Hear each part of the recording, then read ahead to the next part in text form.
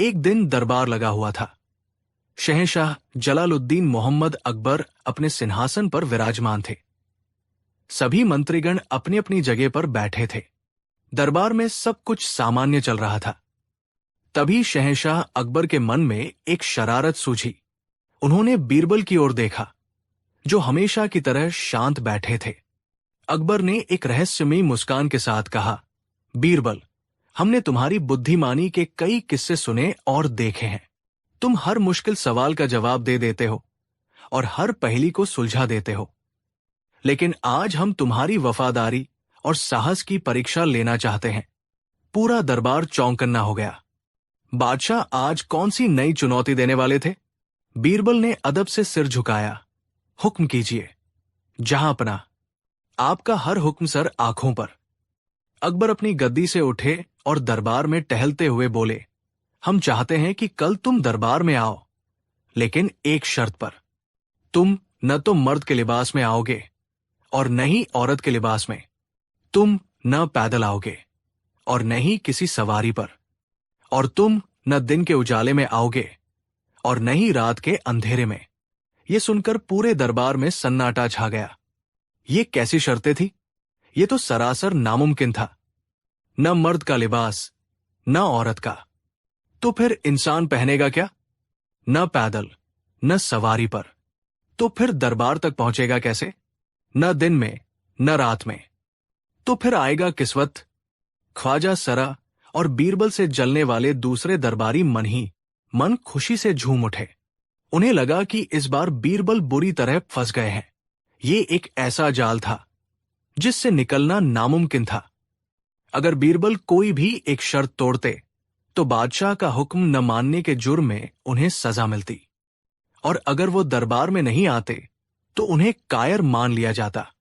ख्वाजा सरा ने अकबर से कहा, जहांपनाह, ये तो आपने बीरबल को धर्म संकट में डाल दिया। लगता है कल दरबार में बीरबल की कुर्सी खाली ही रहेगी। अकबर मुस्कुराए। वो भी यही देखना चाहते थे कि बीरबल इस असंभव चुनौती का सामना कैसे करते हैं। उन्होंने बीरबल की ओर देखा। बीरबल के चेहरे पर चिंता की एक भी लकीर नहीं थी। उन्होंने बस मुस्कुराकर कहा, जहांपनाह, आपका हुक्म सर, आंखों पर। कल मैं आपकी तीनों शर्तों को पूरा करते हुए दरबार में हाजिर होऊंगा। यह सुनकर सबकी हैरानी और बढ़ गई। बीरबल इतने आत्मविश्वास से ये कैसे कह सकते थे? अगले दिन पूरा दरबार सांसें रोके बीरबल का इंतजार कर रहा था। सूरज ढलने लगा था। दिन की रोशनी खत्म हो रही थी और रात का अंधेरा अभी पूरी तरह छाया नहीं था। ये शाम का वो विशेष समय था जिसे गोधूली बेला कहते हैं, एक ऐसा समय जो न तो पूरी तरह दिन होता था और न ही पूरी तरह रात। तभी दरबार के बाहर एक अजीब सी हलचल हुई। संतरियों ने आकर खबर दी कि राजा बीरबल आ गए हैं। अकबर ने बेचैनी से दरवाजे की ओर देखा और जो नजारा उन्होंने देखा उसे देखकर पूरे दरबार की आंखें फटी की फटी रह गई। ख्वाजा सरा का तो मुंह खुला का खुला रह गया। दरवाजे पर राजा बीरबल खड़े थे, लेकिन उनका रूप आज बिल्कुल अनोखा था।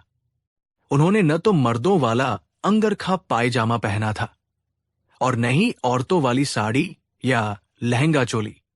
उन्होंने अपने शरीर पर मछुआरों के फटे पुराने जाल लपेट रखे थे, जो उनके शरीर को बस नाम मात्र के लिए ढक रहे थे। ये एक ऐसा लिबास था जिसे न तो मर्दों का कहा जा सकता था और न ही औरतों का। ये देखकर अकबर अपनी हंसी नहीं रोक पाए। बीरबल ने पहली शर्त तो बड़ी ही चतुराई से पूरी कर दी थी, लेकिन दूसरी शर्त का क्या? वो न पैदल थे न सवारी पर। यह कैसे हो सकता है? सबने ध्यान से देखा। बीरबल एक पैर जमीन पर रखकर चल रहे थे और दूसरा पैर एक छोटे बच्चे के खिलौने वाले लकड़ी के घोड़े पर रखा हुआ था।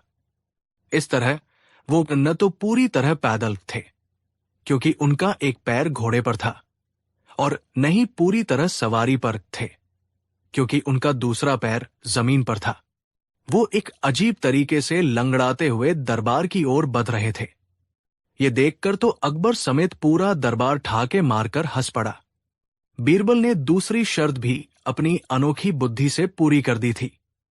और तीसरी शर्त, वो गोधूली बेला में आए थे, जब सूरज डूब चुका था और चांद अभी निकला नहीं था।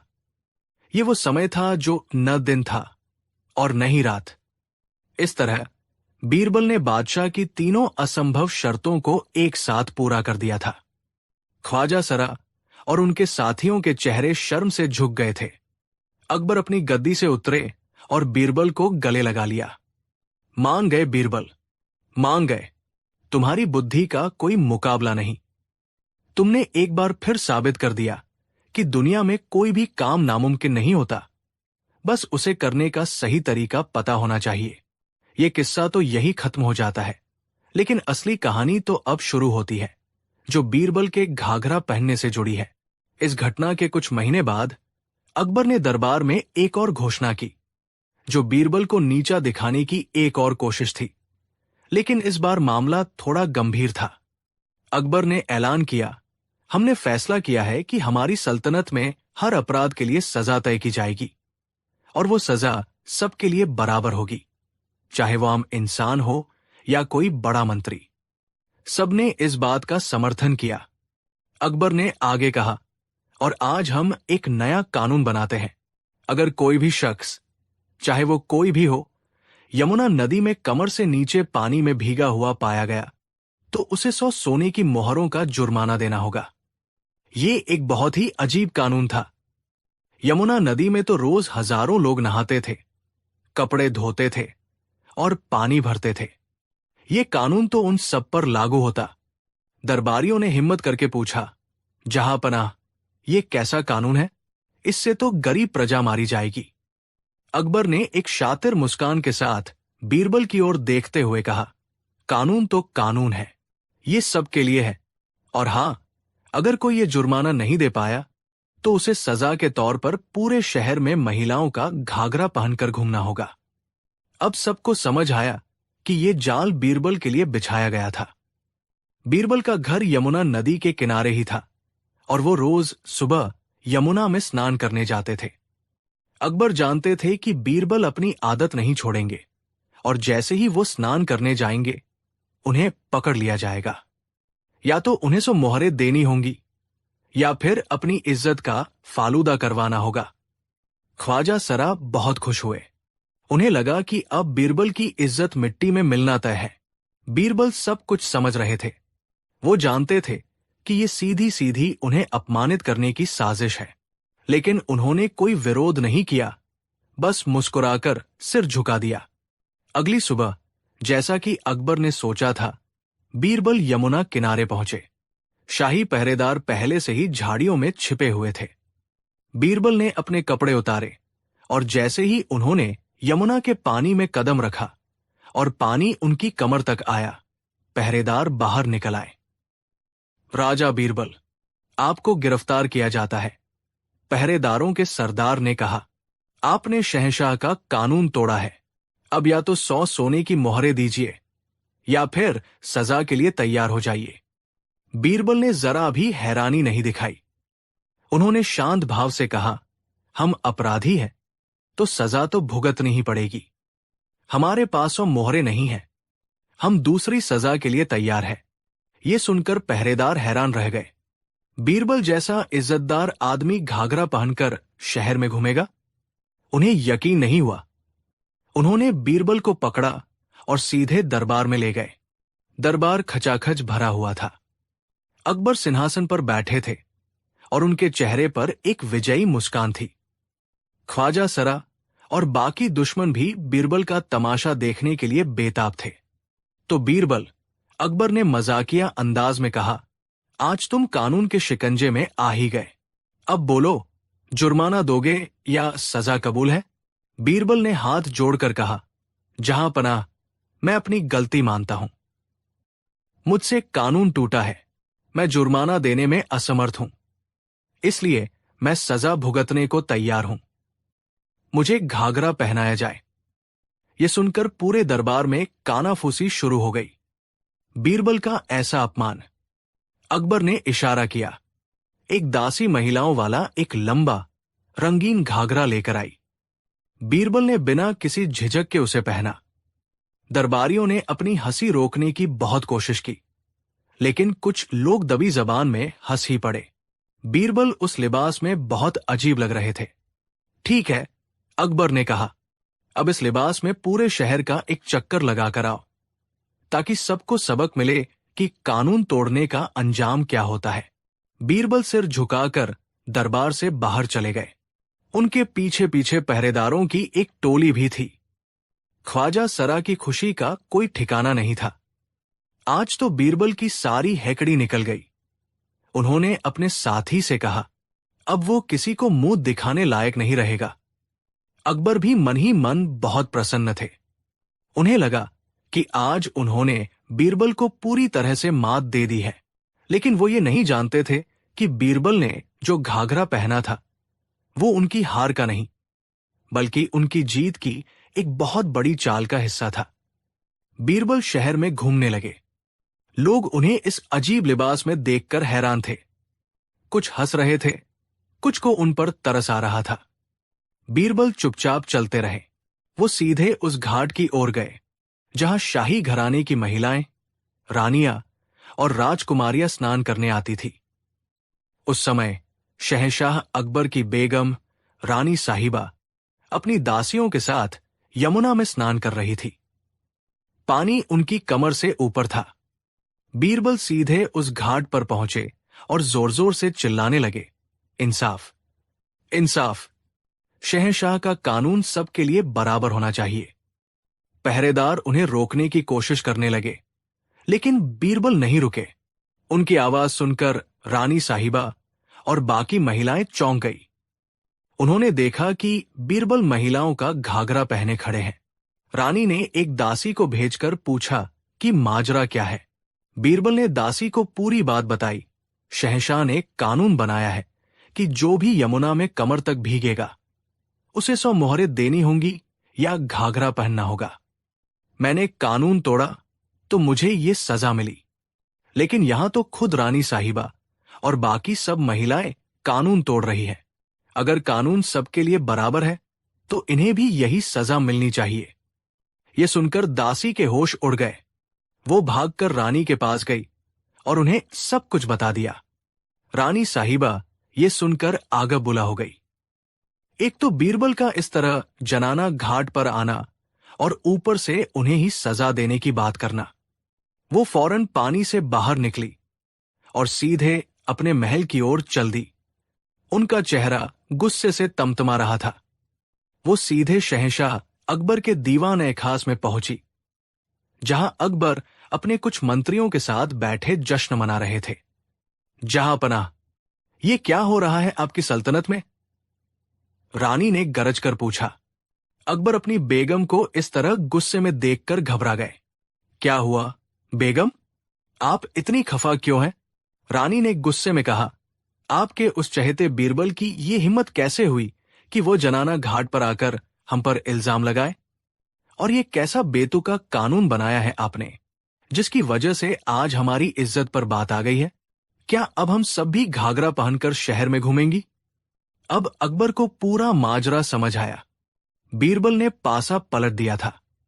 उन्होंने खुद सजा कबूल करके उसी कानून का इस्तेमाल करके रानी साहिबा को भी अपराधी बना दिया था। अगर अकबर अपनी बेगम को सजा देते तो महल में भूचाल आ जाता, और अगर वो उन्हें छोड़ देते तो उनका ही बनाया हुआ कानून झूठा साबित हो जाता कि कानून सबके लिए बराबर है। अकबर बुरी तरह फंस चुके थे। उनका चेहरा शर्म और गुस्से से लाल हो गया। उन्हें अपनी गलती का एहसास हुआ। उन्होंने सिर्फ बीरबल को अपमानित करने के लिए एक ऐसा कानून बनाया जो अब उन्हीं के गले की फांस बन गया था। उन्होंने फौरन उस बेतुके कानून को रद्द करने का हुक्म दिया और बीरबल को इज्जत के साथ दरबार में वापस बुलाने का आदेश दिया। जब बीरबल वापस दरबार में आए तो उन्होंने वो घाघरा उतार दिया था और अपने यूजुअल लिबास में थे। उनके चेहरे पर वही शांत मुस्कान थी।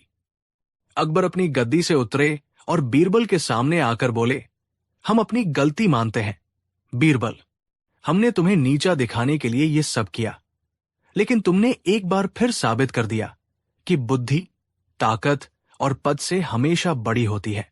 तुमने जो घाघरा पहना वो तुम्हारे अपमान का नहीं, बल्कि तुम्हारी जीत का प्रतीक था। तुमने हमें सिखाया कि एक राजा को कभी भी व्यक्तिगत बदले की भावना से कोई कानून नहीं बनाना चाहिए।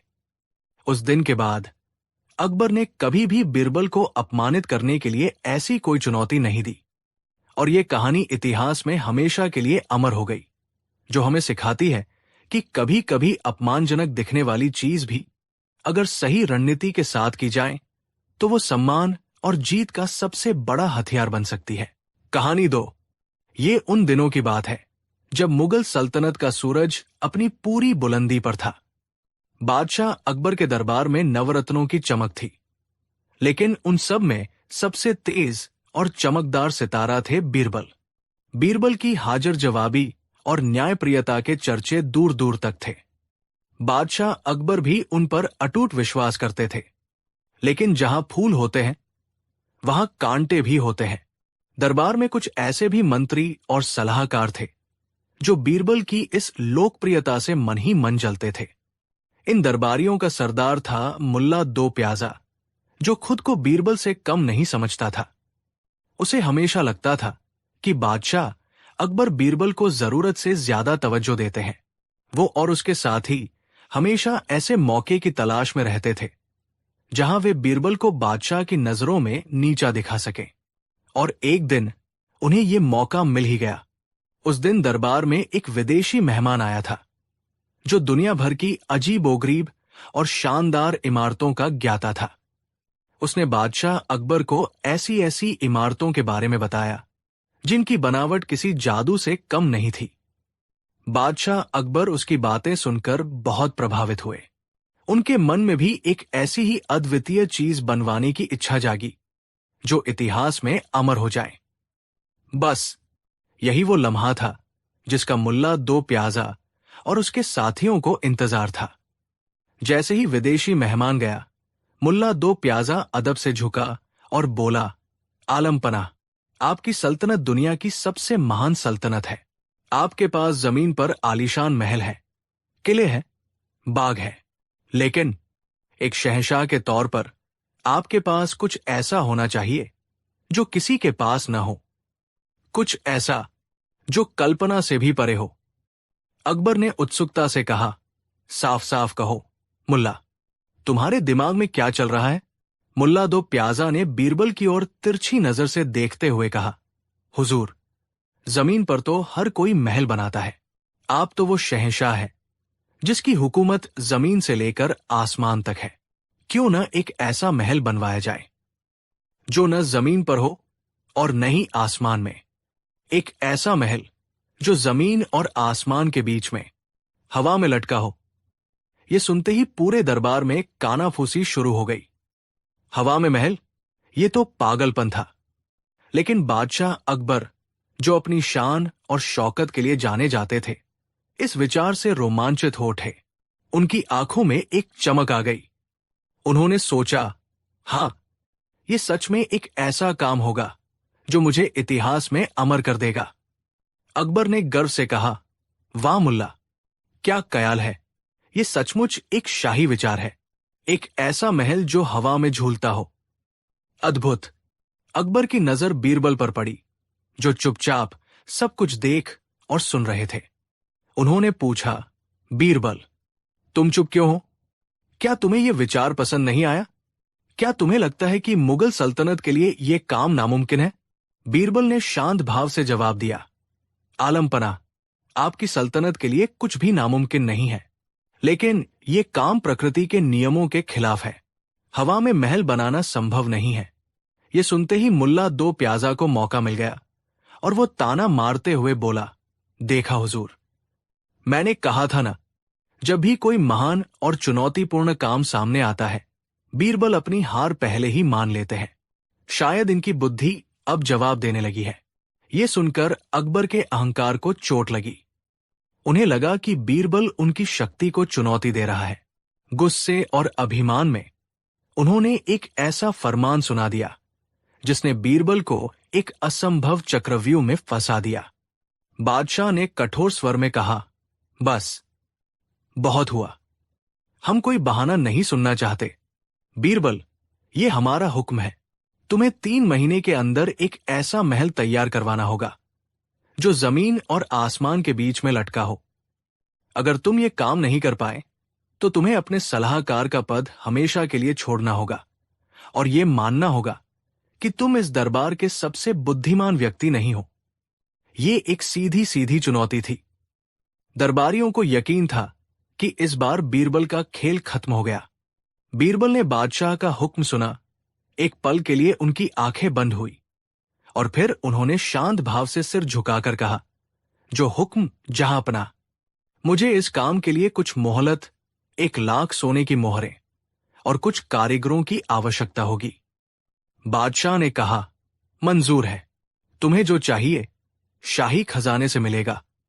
लेकिन याद रहे, 3 महीने, सिर्फ 3 महीने हैं तुम्हारे पास। दरबार खत्म हुआ। मुल्ला दो प्याजा और उसके साथी जश्न मनाने लगे। उन्हें यकीन था कि बीरबल या तो हार मानकर सल्तनत छोड़कर भाग जाएगा या फिर 3 महीने बाद खुद बादशाह के सामने अपनी हार कबूल कर लेगा। पहला महीना बीत गया। बीरबल ने शाही खजाने से मोहरें और कारीगर तो ले लिए, लेकिन वो कहीं नजर नहीं आए। शहर में अफवाहें फैलने लगी। किसी ने कहा बीरबल डर कर भाग गया। किसी ने कहा वो पागल हो गया है और जंगलों में भटक रहा है। दूसरा महीना भी बीत गया। मुल्ला दो प्याजा हर रोज बादशाह अकबर के कान भरता, हुजूर, 2 महीने हो गए और उस हवाम हल की एक ईंट तक नहीं रखी गई। बीरबल ने आपका पैसा बर्बाद कर दिया और आपकी तौहीन की है। बादशाह का शक भी अब यकीन में बदलने लगा था। उन्हें भी लगने लगा था कि शायद उन्होंने बीरबल पर कुछ ज्यादा ही भरोसा कर लिया था। और फिर आया आखिरी दिन। 3 महीने पूरे होने वाले थे। दरबार में आज तिल रखने की भी जगह नहीं थी। हर कोई ये देखने आया था कि बीरबल का क्या हश्र होता है। बादशाह अकबर सिंहासन पर बैठे थे, लेकिन उनके चेहरे पर खुशी नहीं, बल्कि एक अजीब सी उदासी थी। जैसे ही दरबार की कार्यवाही शुरू होने वाली थी, दरवाजे पर एक पहरेदार ने आकर ऐलान किया, सलाहकार बीरबल हाजिर होना चाहते हैं। बीरबल ने दरबार में प्रवेश किया। उनके चेहरे पर न तो कोई डर था, न ही कोई घबराहट। वो हमेशा की तरह शांत और आत्मविश्वास से भरे हुए थे। उन्होंने बादशाह को झुककर सलाम किया। अकबर ने कठोरता का दिखावा करते हुए पूछा, बीरबल, 3 महीने पूरे हो गए। कहाँ है हमारा हवाम हल, या तुम अपनी हार मानने आए हो? बीरबल मुस्कुराते हुए बोले, जहां पनाह, महल तो लगभग तैयार है। कारीगर दिन रात काम कर रहे हैं। बस एक छोटी सी समस्या आ गई है, जिसके समाधान के लिए मैं आपके पास आया हूं। पूरा दरबार हैरान था। महल तैयार है? ये कैसे हो सकता है? मुल्ला दो प्याजा ने अविश्वास से कहा, झूठ। ये सरासर झूठ बोल रहा है, हुजूर। इसने हमें बेवकूफ बनाया है। कहाँ है महल? हमें दिखाओ। बीरबल ने मुल्ला की ओर देखे बिना कहा, आलम पनाह, महल तो ऐसी जगह बन रहा है जहां से वो जमीन और आसमान के बीच में ही रहे। उसे यहां दरबार में कैसे लाया जा सकता है? हां, अगर आप चाहे तो उसके वास्तुकार से मिल सकते हैं। मैंने उसे अपने साथ लाया है।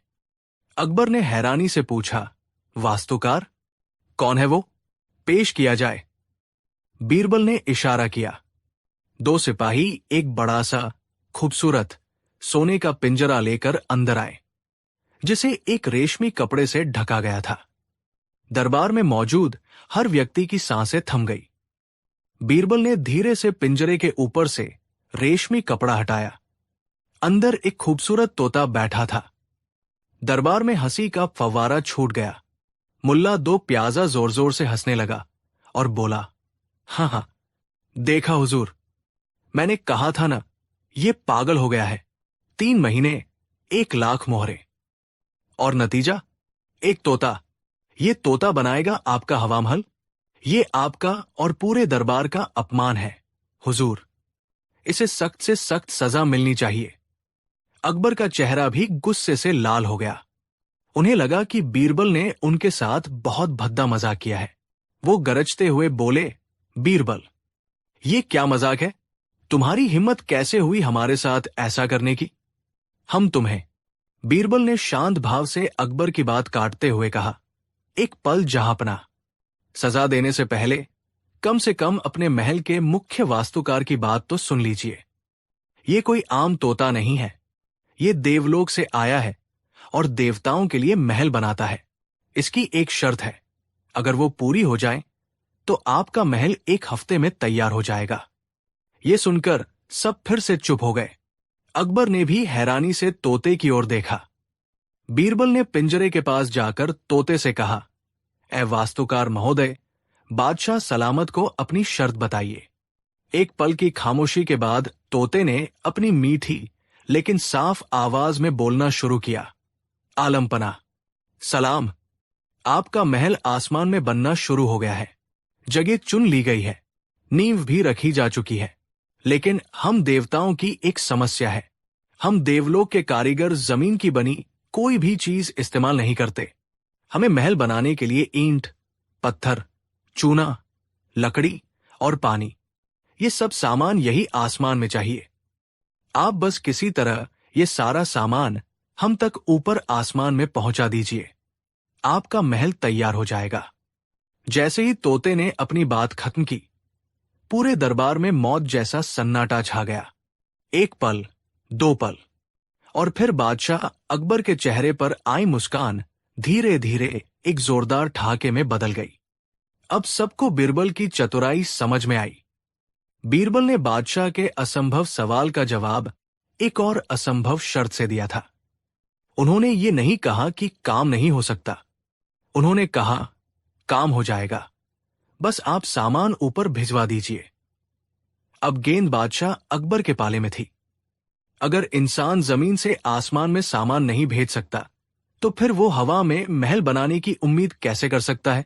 अकबर हंसते हुए अपनी गद्दी से उठे और बीरबल के पास आकर बोले, वाह बीरबल, मान गए, वाह, तुमने न सिर्फ हमारी बात रखी, बल्कि बिना ना कहें यह भी साबित कर दिया कि हमारा हुक्म कितना अव्यवहारिक था। तुमने अपनी बुद्धि से एक असंभव काम को संभव कर दिखाया। फिर अकबर ने मुल्ला दो प्याजा और बाकी जलने वाले दरबारियों की ओर देखा, जिनके चेहरे शर्म से झुक गए थे। अकबर ने कहा, और तुम सब जो बीरबल को नीचा दिखाने के लिए हमें ऐसे बेतुके कामों के लिए उकसाते हो, आज तुम्हें तुम्हारा जवाब मिल गया होगा। याद रखो, सल्तनत बड़ी बड़ी इमारतों से नहीं, बल्कि बीरबल जैसे बुद्धिमान लोगों से महान बनती है। बादशाह अकबर ने अपना कीमती हीरों का हार उतारकर बीरबल के गले में डाल दिया और उन्हें फिर से उनके पद पर पूरे सम्मान के साथ स्थापित किया। इस कहानी से हमें ये सीख मिलती है कि दुनिया में कुछ समस्याएं ऐसी होती हैं जिनका सीधा समाधान नहीं होता। ऐसी समस्याओं का हल चतुराई और एक अलग दृष्टिकोण से ही निकाला जा सकता है। बीरबल ने हमें सिखाया कि असली बुद्धिमानी किसी असंभव काम को करने में नहीं, बल्कि ये साबित करने में है कि वो काम क्यों असंभव है, और वो भी सामने वाले का मान रखते हुए। कहानी 3।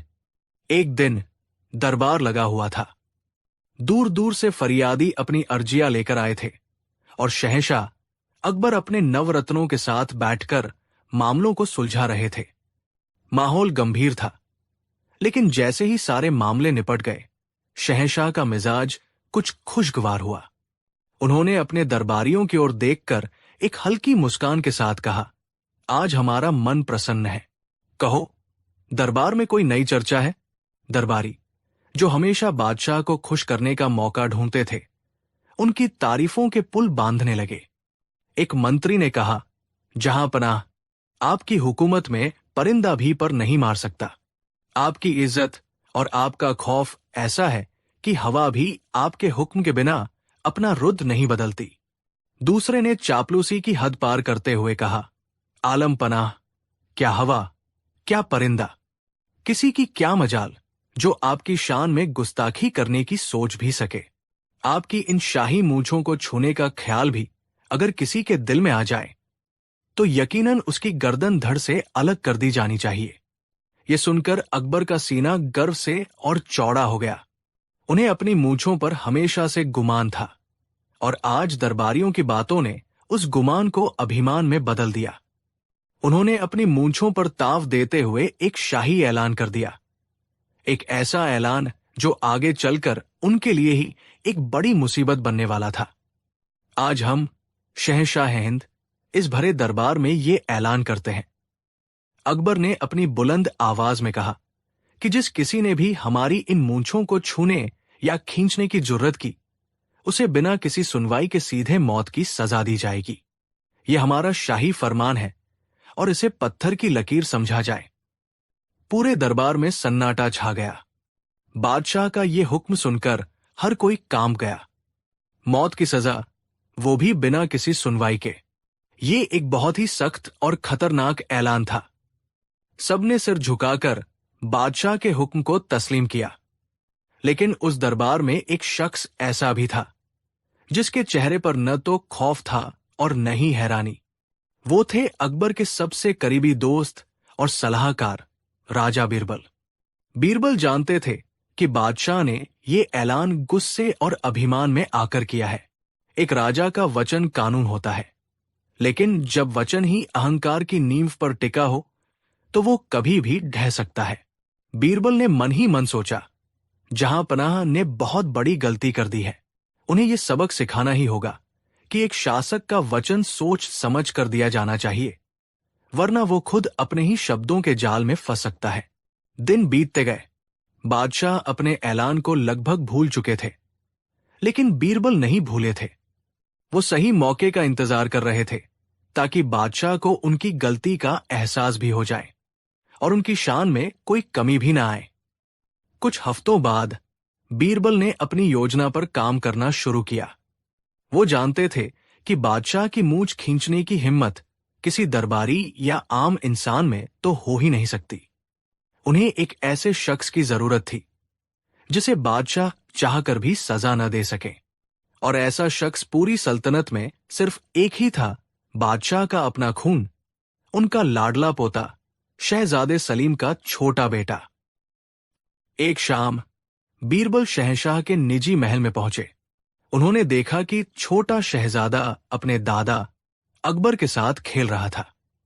अकबर अपने पोते पर जान छिड़कते थे। जब वो अपने पोते के साथ होते तो वो शहंशाह नहीं, बल्कि सिर्फ एक प्यार करने वाले दादा बन जाते थे। उनकी सारी सल्तनत, सारी दौलत उस नन्ही सी जान की एक मुस्कान पर कुर्बान थी। बीरबल ने बच्चे के लिए कुछ मीठे और चिपचिपे लड्डू मंगवाए। बच्चा लड्डू देखकर खुश हो गया और उन्हें खाने लगा। उसके छोटे छोटे हाथ लड्डुओं की चाशनी से पूरी तरह संग गए। बीरबल बच्चे के साथ खेलने लगे और खेल खेल में उन्होंने धीरे से बादशाह की मूंछों की तरफ इशारा किया। बच्चे की नजर उन घनी, रौबदार मूंछों पर पड़ी जो उसके लिए किसी खिलौने से कम नहीं थी। अगले दिन दरबार लगा हुआ था। शहंशाह अकबर अपने भव्य सिंहासन पर बैठे थे और गंभीर राजकीय मामलों पर चर्चा हो रही थी। तभी छोटा शहजादा दौड़ता हुआ दरबार में आया। उसे देखकर अकबर के चेहरे पर एक बड़ी सी मुस्कान खिल गई। उन्होंने सारे काम रोक दिए और बाहें फैलाकर अपने पोते को अपनी गोद में बुला लिया। बच्चा दौड़कर अपने दादा की गोद में चढ़ गया और उनके गले लग गया। अकबर उसे प्यार से सहला रहे थे। अचानक बच्चे की नजर फिर से उन शानदार मूंछों पर पड़ी। कल रात के खेल और लड्डुओं की मिठास शायद उसे याद आ गई। उसने अपने नन्हे चिपचिपे हाथों से आगे बढ़कर जोर से बादशाह अकबर की मूंछ पकड़कर खींच दी। एक पल के लिए पूरे दरबार में मौत जैसा सन्नाटा छा गया। हर दरबारी की सांसें जहां की तहां रुक गई। सबकी आंखें फटी की फटी रह गई। शहंशाह हिंद की मूंछ खींच ली गई थी। ये एक ऐसी गुस्ताखी थी जिसकी सजा मौत थी। अकबर खुद भी सन्न रह गए। उन्हें दर्द से ज्यादा हैरानी हुई। उनके चेहरे पर पहले आश्चर्य, फिर गुस्सा और फिर अपने ही शाही फरमान की याद आई। उनका चेहरा गुस्से से लाल हो गया। उन्होंने अपने पोते की ओर देखा जिसने अभी अभी ये अपराध किया था। बच्चा अपनी तोतली जबान में हंस रहा था। उसे जरा भी अंदाजा नहीं था कि उसने क्या कर दिया है। दरबारियों की नजरें बादशाह पर टिकी थी। ख्वाजा सरा जैसे बीरबल के दुश्मन मन ही मन खुश हो रहे थे। उन्हें लगा कि अब बादशाह बुरी तरह फंस गए हैं। अगर वो अपने पोते को सजा देते हैं तो इतिहास उन्हें एक क्रूर और निर्दयी दादा के रूप में याद रखेगा, और अगर वो उसे सजा नहीं देते तो उनका शाही फरमान झूठा साबित हो जाएगा और उनकी इज्जत मिट्टी में मिल जाएगी। बादशाह के वचन का कोई मोल नहीं रह जाएगा। अकबर एक भयानक दुविधा में थे। उनका दिमाग काम करना बंद कर चुका था। वो अपने प्यारे पोते को मौत की सजा देने के बारे में सोच भी नहीं सकते थे, लेकिन अपने वचन को कैसे झूठा साबित कर दें? उनकी बादशाहत की नींव ही उनके वचन पर टिकी थी।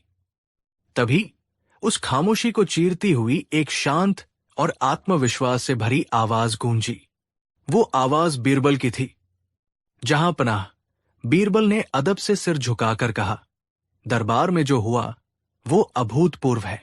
आपकी शाही मूंछों का अपमान हुआ है और आपके फरमान के अनुसार अपराधी को सजा मिलनी ही चाहिए। ख्वाजा सरा ने फौरन कहा, बिल्कुल, बीरबल ठीक कह रहे हैं। कानून सबके लिए बराबर है, चाहे वो शहजादा हो या फकीर। वचन तो वचन होता है। अकबर ने एक दर्द भरी निगाह से बीरबल की ओर देखा, जैसे कह रहे हो, बीरबल, तुम भी मेरे बच्चे को सजा दिलाना चाहते हो? बीरबल बादशाह की आंखों में छिपी पीड़ा को समझ गए। उन्होंने आगे कहा, जहांपनाह, आपका फरमान बिल्कुल सही है, लेकिन हर कानून की एक आत्मा होती है। कानून उन पर लागू होता है जिनमें सोचने समझने की शक्ति हो, जो सही और गलत का फर्क जानते हों। ये नन्हा शहजादा तो मासूम है। उसे ये भी नहीं पता कि मूंछ क्या होती है और अपमान किसे कहते हैं। उसके लिए तो ये बस एक खेल था। एक नासमझ बच्चे के अनजाने में किए गए काम को गुस्ताखी नहीं कहा जा सकता। दरबार में कुछ लोगों ने बीरबल की बात से सहमति जताई, लेकिन ख्वाजा सरा ने फिर टोका, लेकिन वचन का क्या? बादशाह का ऐलान तो झूठा हो गया। अब प्रजा उन पर कैसे भरोसा करेगी? अब बीरबल ने अपना असली दाव खेला। ख्वाजा जी, आप बिल्कुल ठीक कह रहे हैं, बीरबल ने कहा। बादशाह का वचन झूठा नहीं हो सकता। उसकी पवित्रता हर हाल में बनी रहनी चाहिए।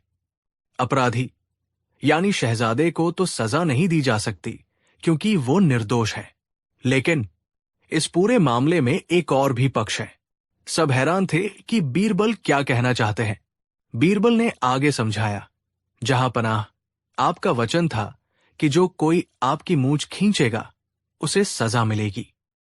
यहां अपराध करने वाला तो मासूम है, लेकिन जिस चीज की वजह से ये अपराध हुआ वो मासूम नहीं है। ये सारी फसाद की जड़ ये शाही मूंछें ही है। अगर ये मूंछें न होती तो न शहजादा इन्हें खींचता और न ही आपके वचन के टूटने की नौबत आती। पूरा दरबार बीरबल की इस अनोखी दलील को सुनकर दंग रह गया। बीरबल कह रहे थे कि असली दोषी बादशाह की मूंछें हैं। बीरबल ने अपनी बात पूरी की। इसलिए जहांपनाह, न्याय और आपके वचन की लाज रखने के लिए अपराधी को नहीं बल्कि अपराध की जड़ को सजा मिलनी चाहिए। इन मूंछों को ऐसी सजा दी जाए जो सबके लिए एक मिसाल बन जाए। इन्हें अपमानित करके इनके घर यानी आपके सिर से हमेशा के लिए बेदखल कर दिया जाना चाहिए। थोड़ी देर तक किसी को कुछ समझ नहीं आया।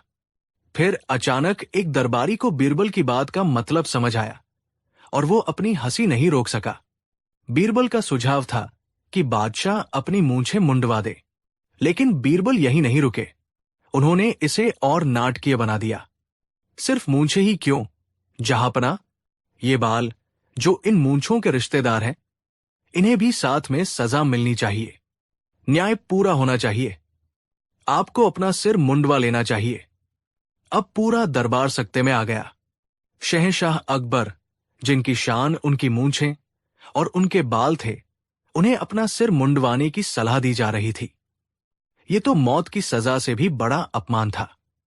लेकिन अकबर, जो अब तक गुस्से और दुविधा में थे, बीरबल की बात की गहराई को समझ गए। बीरबल ने उन्हें एक ऐसा रास्ता दिखाया था जिससे सांप भी मर जाता और लाठी भी न टूटती। इस एक तरकीब से, एक, उनके प्यारे पोते को कोई सजा नहीं मिलती।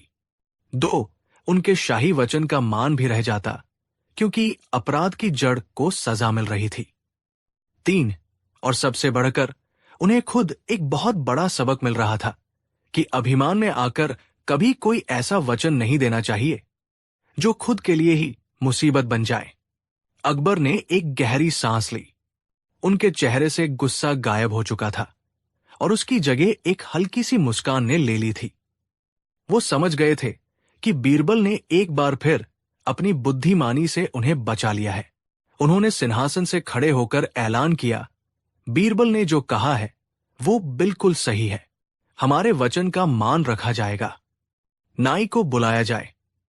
हम अपने सिर और मूंछों का त्याग करेंगे ताकि भविष्य में कोई भी शासक अभिमान में आकर ऐसा वचन न दे। दरबार में तालियों की गड़गड़ाहट गूंज उठी। ख्वाजा सरा का मुंह देखने लायक था। उन्हें यकीन नहीं हो रहा था कि बीरबल ने इस नामुमकिन पहेली को भी सुलझा लिया है। उसी दिन शाही नाई को बुलाया गया। कांपते हाथों से उसने शहंशाहैन के सिर और मूंछों पर उस तरह चलाया। अकबर शांत बैठे रहे। ये उनके लिए एक सजा नहीं, बल्कि एक सीख थी। एक राजा के लिए उसके वचन से बढ़कर कुछ नहीं होता, लेकिन सबसे बड़ी सीख ये थी कि बुद्धि अभिमान से हमेशा बड़ी होती है।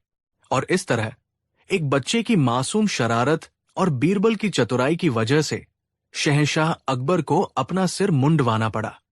यह किस्सा इतिहास में हमेशा के लिए दर्ज हो गया, जो आज भी हमें सिखाता है कि शक्ति का असली मतलब अहंकार नहीं, बल्कि ज्ञान और विनम्रता है। कहानी 4। शहंशाह जलालुद्दीन मोहम्मद अकबर का दरबार लगा था। आगरा के किले का दीवान आम अपनी पूरी शानो शौकत के साथ चमक रहा था। कीमती ईरानी कालीनों, रेशमी पर्दों और सोने चांदी की नक्काशी से सजे खंभों के बीच शहंशाह अपने तख्ते ताउस पर विराजमान थे। उनके चेहरे पर एक अजब सी गंभीरता और चिंतन का भाव था। आज दरबार में कोई फरियादी नहीं था, नहीं किसी जंग की तैयारी पर बात हो रही थी। आज माहौल कुछ अलग था।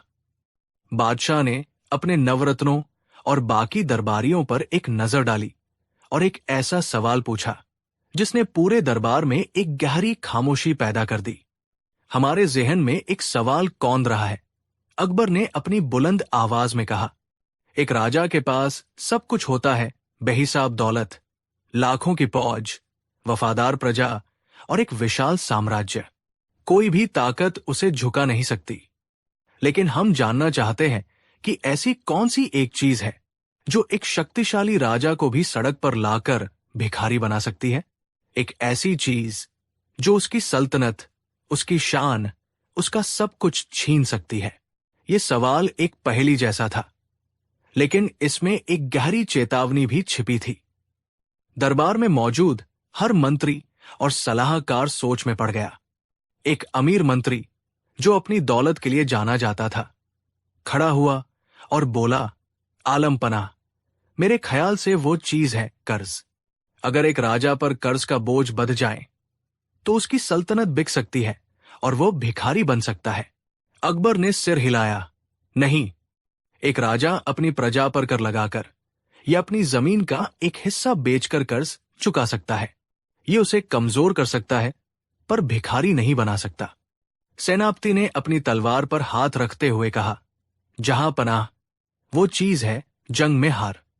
अगर कोई दुश्मन राजा को हरा दे तो उसका सब कुछ लुट जाता है। नहीं, अकबर ने फिर इनकार किया। एक हारा हुआ राजा दोबारा सेना इकट्ठा कर सकता है। वो किसी दूसरे राजा से मदद मांग सकता है या फिर छिपकर अपनी ताकत बढ़ा सकता है। वो पराजित हो सकता है, पर भिखारी नहीं। दरबारियों ने कई जवाब दिए, सूखा, महामारी, प्रजा का विद्रोह, खजाने का लुट जाना। लेकिन हर जवाब को बादशाह अपनी तर्क शक्ति से खारिज कर देते। यहां तक कि बीरबल से जलने वाले ख्वाजा सरा ने भी बड़ी होशियारी से जवाब दिया, जहां पनाह, वो चीज है घमंड।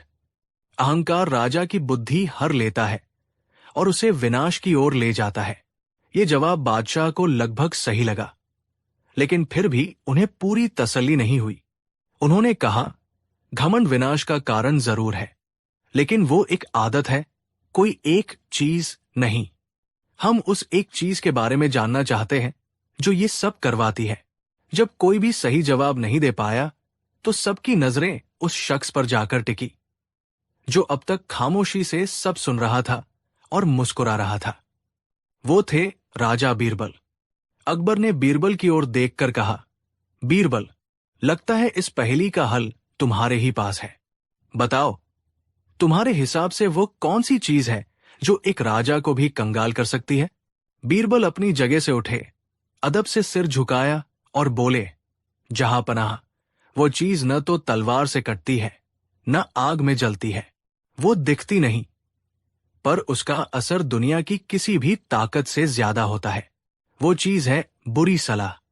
पूरा दरबार बीरबल का ये जवाब सुनकर हैरान रह गया। बुरी सलाह? ये कैसा जवाब हुआ?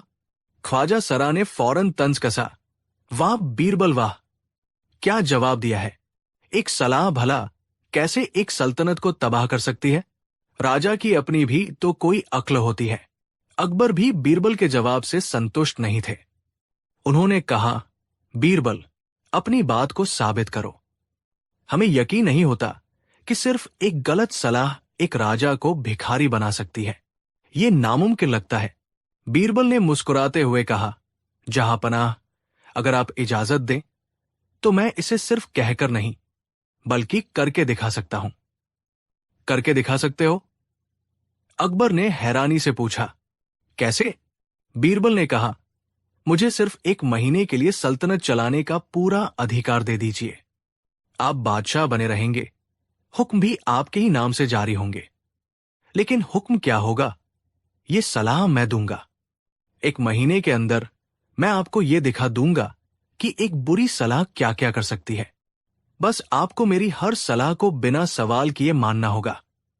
ये एक बहुत बड़ी और खतरनाक शर्त थी। अकबर ने एक पल के लिए सोचा, लेकिन अपनी सल्तनत और अपनी बुद्धि पर उन्हें पूरा भरोसा था। उन्हें लगा कि बीरबल बस बातें बना रहे हैं। उन्होंने चुनौती स्वीकार कर ली।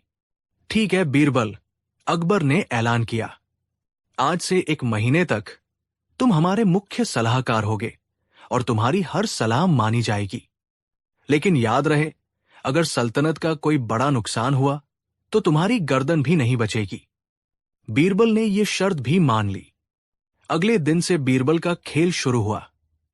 पहले दिन बीरबल ने बादशाह अकबर से कहा, जहां पनाह, एक राजा को अपनी प्रजा के बीच अपनी छवि बदलनी चाहिए। आज जब आप दरबार में जाएं तो अपने शाही कपड़े उल्टे पहनकर जाएं, यानी अंदर का हिस्सा बाहर और बाहर का अंदर। अकबर ये सुनकर आगा बुला हो गए। बीरबल, क्या तुम्हारा दिमाग खराब हो गया है?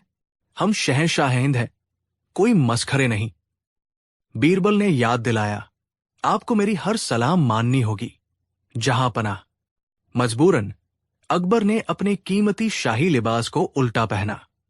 जब वो दरबार में पहुंचे तो सारे दरबारी उन्हें देखकर हैरान रह गए। किसी की हंसने की हिम्मत नहीं हुई, लेकिन सब एक दूसरे को देखकर कानाफूसी करने लगे। लगता है बादशाह का दिमाग फिर गया है, एक ने कहा। शायद कोई टोटका कर रहे हैं, दूसरे ने कहा। प्रजा में भी ये खबर आग की तरह फैल गई। लोगों के मन में अपने बादशाह की इज्जत थोड़ी कम हो गई। बीरबल का पहला तीर निशाने पर लगा था। राजा का सम्मान अब पहले जैसा नहीं रहा। दूसरे हफ्ते की शुरुआत में बीरबल ने इससे भी खतरनाक सलाह दी। उन्होंने कहा, जहां पनाह, सल्तनत में सोने और चांदी के सिक्कों की वजह से चोरी और लालच बढ़ रहा है। हमें इसे रोकना होगा। आज से शाही टकसाल में सोने चांदी के सिक्के बनाने बंद कर दिए जाएं और उनकी जगह चमड़े के सिक्के चलाए जाएं। यह सुनकर तो अकबर का सिर घूम गया। चमड़े के सिक्के? बीरबल, ये पागलपन है। कोई इन्हें क्यों लेगा? हमारी पूरी अर्थव्यवस्था तबाह हो जाएगी। भरोसा रखिए जहांपनाह, बीरबल ने शांत भाव से कहा। शाही फरमान जारी हो गया। सोने चांदी के असली सिक्कों को शाही खजाने में जमा करने और बदले में चमड़े के सिक्के लेने का हुक्म दिया गया। लोगों ने इसका घोर विरोध किया। व्यापारियों ने चमड़े के सिक्के लेने से मना कर दिया। बाजारों में हाहाकार मच गया। व्यापार ठप हो गया। लोग अपनी जमा पूंजी छुपाने लगे। सल्तनत की अर्थव्यवस्था, जो सोने की तरह चमक रही थी, अब चमड़े की तरह बदबूदार और बेजान हो गई। सल्तनत रातों रात गरीब होने लगी। अब बीरबल ने अपना सबसे घातक दाव चला। आगरा में यमुना नदी के किनारे एक बहुत ही पुराना और खूबसूरत बाग था, जिसे लोगों का दिल आराम बाग कहा जाता था। वहां हर शाम शहर के लोग अपने परिवार के साथ सुकून के पल बिताने आते थे। वो बाग लोगों की भावनाओं से जुड़ा था। बीरबल ने अकबर को सलाह दी, जहांपनाह, आपके शाही घोड़ों के लिए एक नया और आलीशान अस्तबल बनाने की जरूरत है। इस दिलम बाग को तुड़वाकर इसकी जगह एक भव्य अस्तबल बनाया जाए। घोड़ों का आराम इंसानों के मनोरंजन से ज्यादा जरूरी है। ये सलाह सुनकर अकबर की रूह कांप गई। बीरबल, तुम होश में तो हो? लोग बगावत कर देंगे। वो बाग उनकी जान है। लेकिन वचन से बंधे अकबर को ये हुक्म भी जारी करना पड़ा। जैसे ही ये खबर फैली, पूरे आगरा में मातम छा गया। लोगों का गुस्सा सातवें आसमान पर पहुंच गया। ये कैसा बादशाह है जो हमारी खुशियां छीनकर अपने जानवरों के लिए महल बना रहा है? भीड़ में आवाजें उठने लगी। लोग अकबर के खिलाफ नारे लगाने लगे। जो प्रजा कल तक अपने बादशाह पर जान छिड़कती थी, आज वही प्रजा उनसे नफरत करने लगी थी। राजा और प्रजा के बीच विश्वास का जो पुल था, बीरबल की इस एक सलाह ने उसे तोड़कर रख दिया। एक महीना पूरा होने में बस एक दिन बाकी था। सल्तनत की हालत अब किसी भिखारी से कम नहीं थी। खजाना खाली था क्योंकि व्यापार बंद था।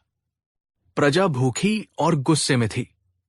पड़ोसी राजाओं तक ये खबर पहुंच चुकी थी कि मुगल सल्तनत कमजोर हो चुकी है और बादशाह पागल हो गए हैं। वे हमले की तैयारी करने लगे थे। अकबर अपने महल में अकेले और बेबस बैठे थे। उनके पास न तो प्रजा का प्यार था, न खजाने में पैसा और न ही दरबारियों का सम्मान। वो नाम के बादशाह रह गए थे, लेकिन असल में उनकी हालत एक भिखारी जैसी हो गई थी, जो अपनी ही सल्तनत में अकेला और शक्तिहीन था। उस शाम बीरबल उनके पास आए। अकबर ने उन्हें देखते ही गुस्से से कहा, बस करो बीरबल, हम हार गए, तुम जीत गए। तुमने एक महीने में हमारी हरी भरी सल्तनत को रेगिस्तान बना दिया। हमने अपनी इज्जत, अपनी दौलत, अपनी प्रजा का विश्वास, सब कुछ खो दिया है। हम मान गए कि बुरी सलाह ही वो चीज है जो एक राजा को भिखारी बना सकती है। अब बताओ, इस तबाही को कैसे ठीक किया जाए? बीरबल के चेहरे पर अब वही पुरानी मुस्कान लौट आई। उन्होंने कहा, जहांपनाह, शांत हो जाइए। मैंने जो आग लगाई है उसे बुझाना भी मुझे आता है। बीरबल ने अकबर को समझाया, मैंने आपके कपड़े उल्टे इसलिए पहनवाए ताकि आप समझ सकें कि एक गलत सलाह सबसे पहले राजा के सम्मान को खत्म करती है। लोग उसे गंभीरता से लेना बंद कर देते हैं। चमड़े के सिक्के मैंने इसलिए चलवाए ताकि आप देख सकें कि एक मूर्खतापूर्ण आर्थिक सलाह कैसे देश की रीढ़ की हड्डी यानी उसकी अर्थव्यवस्था को तोड़ देती है। और वो बाग तोड़वाने का हुक्म मैंने इसलिए दिया ताकि आप ये महसूस कर सकें कि जब कोई शासक अपनी प्रजा की भावनाओं को नजरअंदाज करता है तो वो उनका विश्वास खो देता है, और जिस राजा पर उसकी प्रजा भरोसा न करे वो सबसे बड़ा भिखारी होता है। अकबर खामोशी से सुन रहे थे। बीरबल ने आगे कहा, अब आप चिंता न करें। मैंने टकसाल से सोने चांदी के सिक्के कहीं नहीं जाने दिए। वे सब खजाने में सुरक्षित है। कल सुबह ये ऐलान करवा दीजिए कि चमड़े के सिक्के सिर्फ एक परीक्षण थे और अब वापस सोने के सिक्के चलेंगे। और उस बाग का क्या? अकबर ने उदासी से पूछा। मैंने बाग को तोड़वाया नहीं है, बीरबल ने मुस्कुराते हुए कहा। मैंने बस उसके चारों ओर बड़ी बड़ी दीवारें खिंचवा दी थी और ये अफवाह फैला दी थी कि उसे तोड़ा जा रहा है। कल सुबह उन दीवारों को हटवा दीजिए और ऐलान करवाइए कि बादशाह ने अपनी प्रजा की खुशी के लिए अस्तबल बनाने का इरादा बदल दिया है। अगले दिन बीरबल के कहे अनुसार ही ऐलान किए गए। जैसे ही लोगों ने अपने सोने के सिक्के वापस पाए और अपने प्यारे दिले बाग को सुरक्षित देखा, उनका गुस्सा शांत हो गया। वे समझ गए कि ये उनके बादशाह की कोई बड़ी चाल या कोई सबक था। उनकी नफरत फिर से प्यार और सम्मान में बदल गई। उस शाम दरबार फिर से सजा।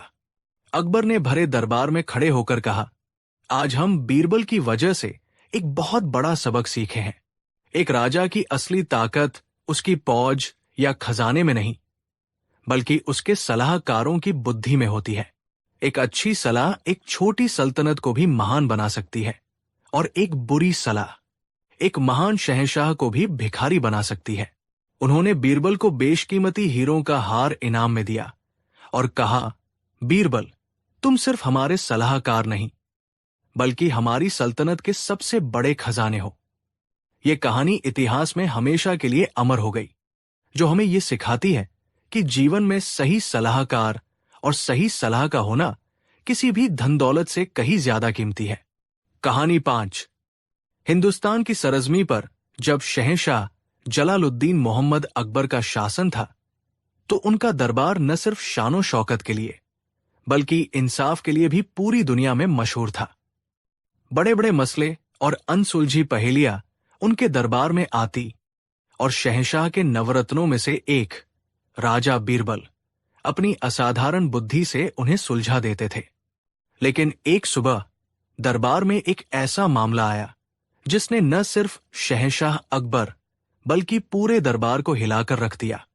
एक ऐसा मामला जो इतिहास के पन्नों में हमेशा के लिए दर्ज हो गया।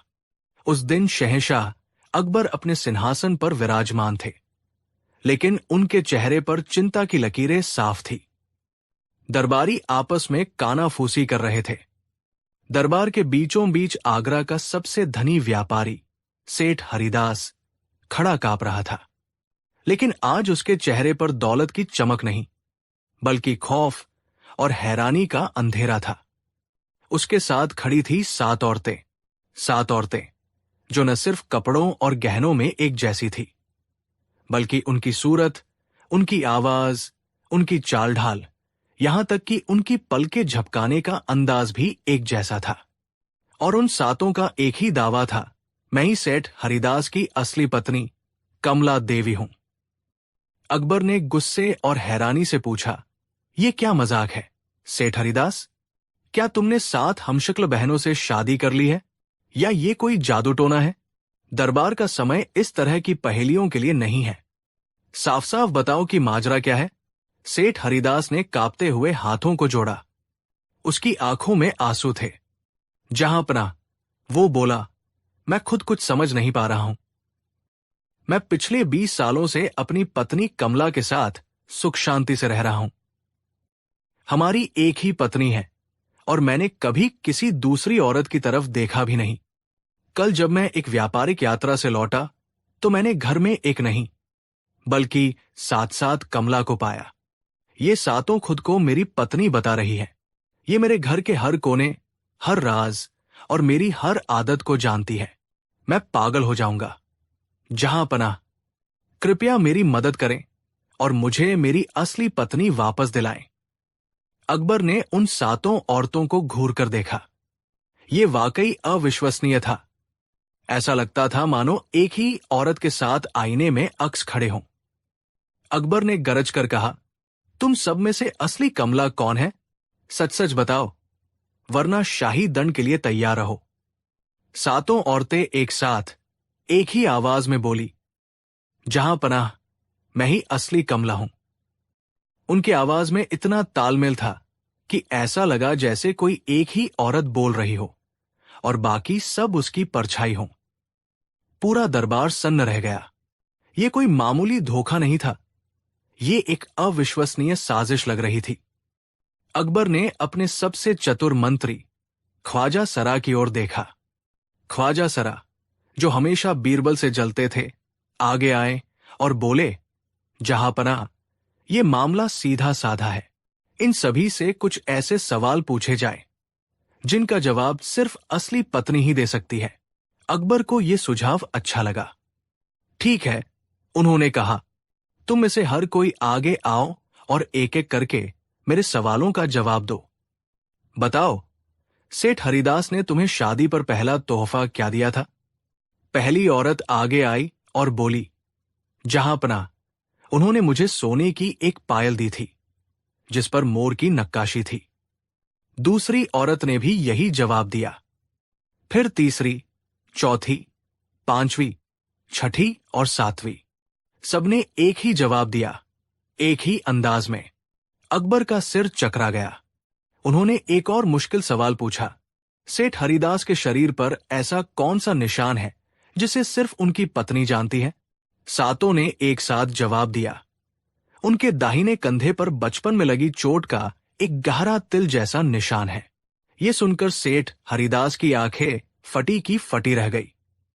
ये बात तो सिर्फ और सिर्फ उसकी पत्नी कमला ही जानती थी। अब अकबर को भी यकीन हो गया कि ये कोई इंसानी काम नहीं, बल्कि कोई शैतानी माया है। दरबारी आपस में खुसर फुसर करने लगे। कोई इसे जादूगरनी का काम बता रहा था, तो कोई कह रहा था कि सेठ के घर पर भूत प्रेतों का साया है। मामला जब पूरी तरह उलझ गया और शहंशाह अकबर की समझ में कुछ नहीं आया, तो उनकी नजर उस शख्स पर पड़ी जो अब तक खामोशी से सब कुछ देख और सुन रहा था। वो थे उनके सबसे प्रिय और बुद्धिमान सलाहकार राजा बीरबल, जिनके चेहरे पर इस उलझन के बीच भी एक हल्की सी रहस्यमयी मुस्कान थी, मानो उन्हें इस पहेली में आनंद आ रहा हो।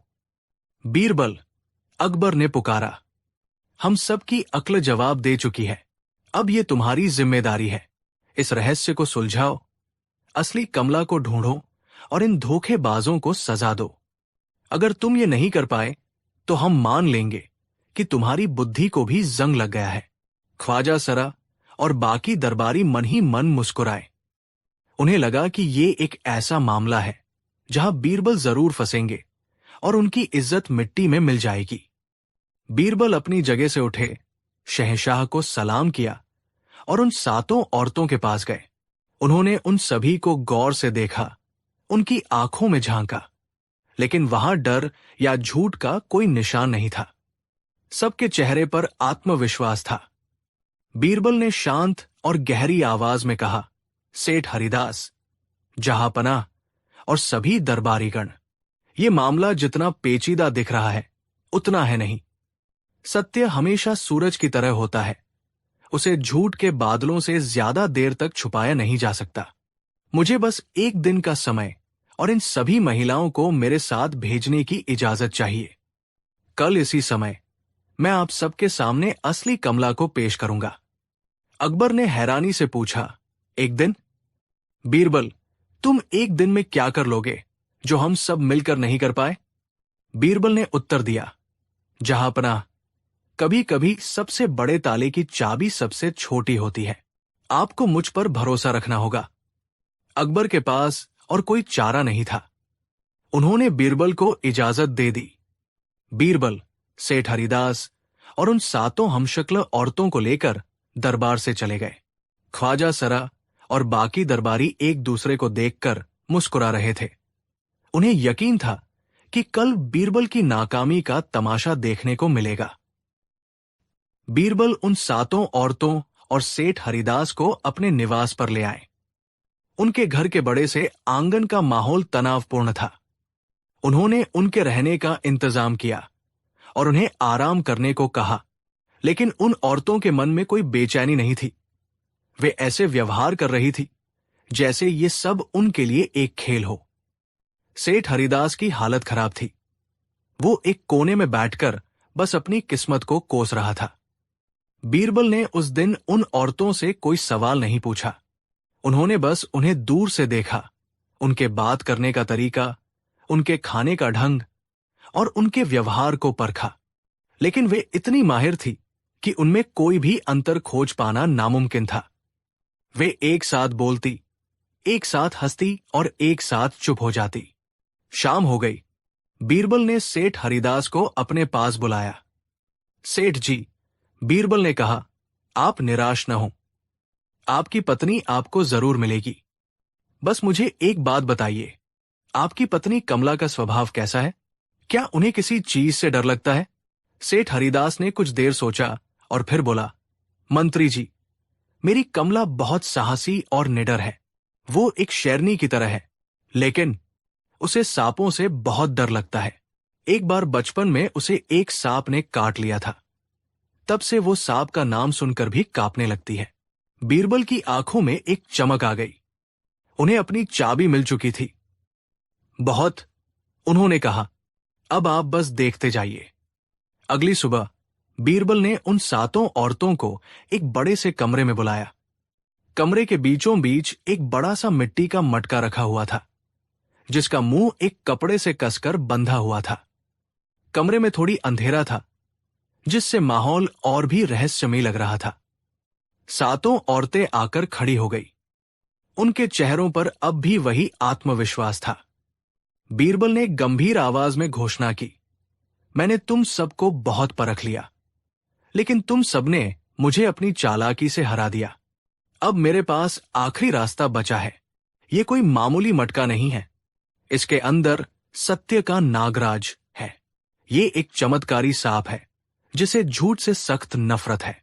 ये सुनकर उन औरतों के चेहरे पर हल्की सी शिकन आई, लेकिन उन्होंने खुद को संभाले रखा। बीरबल ने आगे कहा, मैं तुम सबसे एक एक करके इस अंधेरे कमरे में जाने के लिए कहूंगा। तुम्हें इस मटके में हाथ डालना है और नागराज को छूकर कसम खानी है कि मैं ही असली कमला हूं। जो असली कमला होगी उसे नागराज कुछ नहीं करेगा, क्योंकि वो सत्य की शक्ति को पहचानता है। लेकिन जो भी झूठी होगी उसे नागराज उसी क्षण डस लेगा, और उसका जहर इतना तेज है कि पल भर में उसका शरीर नीला पड़ जाएगा। ये सुनकर 7 औरतों की आंखों में पहली बार खौफ दिखाई दिया। सेठ हरिदास भी ये सुनकर घबरा गए। मंत्री जी, वो बोले, ये आप क्या कर रहे हैं? अगर गलती से नागराज ने मेरी असली पत्नी को ही डस लिया तो? बीरबल ने मुस्कुराकर कहा, सेठ जी, आप चिंता न करें। सत्य की हमेशा रक्षा होती है। बीरबल ने पहली औरत को कमरे के अंदर बने एक छोटे अंधेरे तंबू में जाने का आदेश दिया, जहां वह मटका रखा था। वो औरत अंदर गई। कुछ देर तक सन्नाटा पसरा रहा। फिर वो बाहर आ गई। उसके चेहरे पर पसीना था, लेकिन वो जिंदा थी। उसने कहा, मैंने नागराज को छूकर कसम खा ली है। इसी तरह दूसरी औरत अंदर गई, फिर तीसरी, फिर चौथी। एक एक करके 6 औरतें अंदर गई और बाहर आ गई। सभी ने दावा किया कि उन्होंने नागराज को छूकर कसम खाई है और वे सब सुरक्षित हैं, क्योंकि वही असली कमला है। अब बारी थी 7वीं औरत की। वो भी अंदर गई। कुछ पल की खामोशी के बाद वो भी बाहर आ गई। उसके चेहरे पर भी डर था, लेकिन उसने भी वही दावा किया। अब बीरबल के सामने 7 औरतें खड़ी थी और 7 जिंदा थी। सेठ हरिदास का दिल डूब गया। उसे लगा कि बीरबल की ये तरकीब भी फेल हो गई। तो तुम सबने नागराज को छू लिया और तुम सब जिंदा हो, बीरबल ने कहा। इसका मतलब, या तो तुम सब सच बोल रही हो, या फिर नागराज आज अपना काम करना भूल गया है। खैर, एक आखिरी परीक्षण बाकी है। कृपया आप सब अपनी हथेलियां मुझे दिखाएं। ये एक अजीब सी मांग थी, लेकिन सबने अपनी हथेलियां आगे कर दी। जैसे ही बीरबल ने उनकी हथेलियों को देखा, उनके चेहरे पर एक विजयी मुस्कान फैल गई और दरबार में मौजूद हर व्यक्ति की धड़कनें तेज हो गई। रहस्य अपने चरम पर पहुंच चुका था। बीरबल ने ऊंची आवाज में कहा, जहां पनाह के दरबार में चलो। असली कमला कौन है, इसका फैसला हो चुका है। दरबार में वापस आकर बीरबल, सेठ हरिदास और उन 7 औरतों के साथ शहंशाह के सामने हाजिर हुए। क्या हुआ बीरबल? अकबर ने पूछा। क्या तुम पता लगा पाए कौन है असली पत्नी और कौन है धोखेबाज? जी जहां पनाह, बीरबल ने जवाब दिया। दूध का दूध और पानी का पानी हो चुका है। इन 7 में से 6 औरतें झूठी हैं और एक ही असली कमला है। ख्वाजा सरा ने तंज कसा, लेकिन वो है कौन? तुम्हारी सारी तरकीबें तो नाकाम हो गई। तुम्हारा चमत्कारी सांप भी किसी को नहीं डस पाया। बीरबल ने मुस्कुराकर कहा, ख्वाजा जी, कभी कभी जो आंखों से नहीं दिखता वो दिमाग से देखना पड़ता है। कृपया इन सभी औरतों को अपनी हथेलियां दिखाने का हुक्म दे। अकबर के आदेश पर 7 औरतों ने अपनी हथेलियां आगे कर दी। दरबार में मौजूद हर शख्स हैरान रह गया। 6 औरतों की हथेलियां बिल्कुल साफ थी, लेकिन 7वीं औरत की हथेली पर काली कालिख लगी हुई थी। सब हैरान थे। ये क्या पहेली है? ख्वाजा सरा हंस पड़े। हाँ हाँ हाँ, बीरबल, लगता है तुम्हारा दिमाग फिर गया है। जिसके हाथ काले हैं तुम उसे ही असली बता रहे हो। चोर की दाढ़ी में तिनका होता है, हाथ में कालिख नहीं। बीरबल ने ख्वाजा सरा की बात को नजरअंदाज किया और शहंशाह अकबर की ओर मुड़े। जहां पनाह, बीरबल ने घोषणा की, यही 7वीं औरत जिसके हाथ पर यह कालिख लगी है, यही सेठ हरिदास की असली पत्नी श्रीमती कमला देवी है। अकबर भी हैरान थे। उन्होंने पूछा, बीरबल, ये कैसे हो सकता है? हमें विस्तार से समझाओ। अब बीरबल ने उस रहस्य से पर्दा उठाया जिसने सबको चकरा दिया था। जहां पनाह, जैसा कि मैंने कहा था, सत्य निडर होता है और झूठ हमेशा डरपोक। मैंने उन सभी से कहा था कि मटके के अंदर एक सत्य का नागराज है जो झूठे को डस लेगा। लेकिन सच्चाई ये थी कि उस मटके के अंदर कोई सांप था ही नहीं। मैंने बस उस मटके के अंदरूनी हिस्से में काली कालिख पोत दी थी। यह सुनकर पूरे दरबार में सन्नाटा छा गया। हवा में सिर्फ लोगों की हैरान सांसों की आवाज थी। बीरबल ने अपनी बात जारी रखी। जो 6 औरतें झूठी थी, वे नागराज के डर से इतना घबरा गई कि उन्होंने मटके में हाथ डालने की हिम्मत ही नहीं की। वे बस अंदर गई, कुछ देर रुकी और बाहर आकर झूठ बोल दिया कि उन्होंने नागराज को छू लिया है, इसलिए उनकी हथेलियां बिल्कुल साफ रहीं। फिर बीरबल ने उस कालिख लगे हाथ वाली औरत की ओर इशारा करते हुए कहा, लेकिन ये असली कमला देवी है। इन्हें पता था कि ये सच बोल रही है और इन्होंने कोई पाप नहीं किया है, इसलिए इन्हें किसी नागराज का डर नहीं था। इन्होंने निडर होकर मटके में हाथ डाला और उसे छुआ। नतीजा ये हुआ कि मटके की कालिख इनके हाथ पर लग गई। बीरबल ने अपनी आवाज बुलंद करते हुए कहा, इनके हाथ पर लगी ये कालिख इनकी बेगुनाही का सबसे बड़ा सबूत है। जहां पनाह, बीरबल की ये व्याख्या सुनकर शहंशाह अकबर अपनी गद्दी से खड़े हो गए। उनकी आंखें आश्चर्य और प्रशंसा से भर गई। पूरा दरबार वाह वाह और इंसाफ हो तो ऐसा के नारों से गूंज उठा। ख्वाजा सरा और बीरबल के दुश्मनों के सिर शर्म से झुक गए। उन 6 झूठी औरतों ने जैसे ही बीरबल की बात सुनी, वे समझ गई कि उनका खेल खत्म हो चुका है।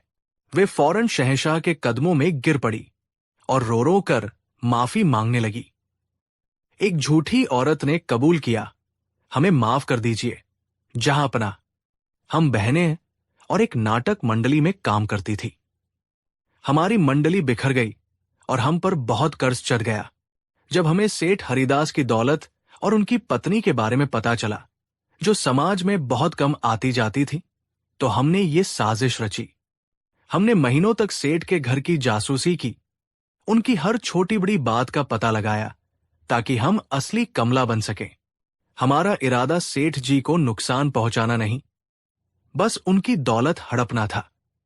शहंशाह अकबर ने उन्हें उनकी साजिश के लिए जेल में डालने का हुक्म दिया। सेठ हरिदास दौड़कर अपनी असली पत्नी के पास गए। दोनों की आंखों में खुशी के आंसू थे।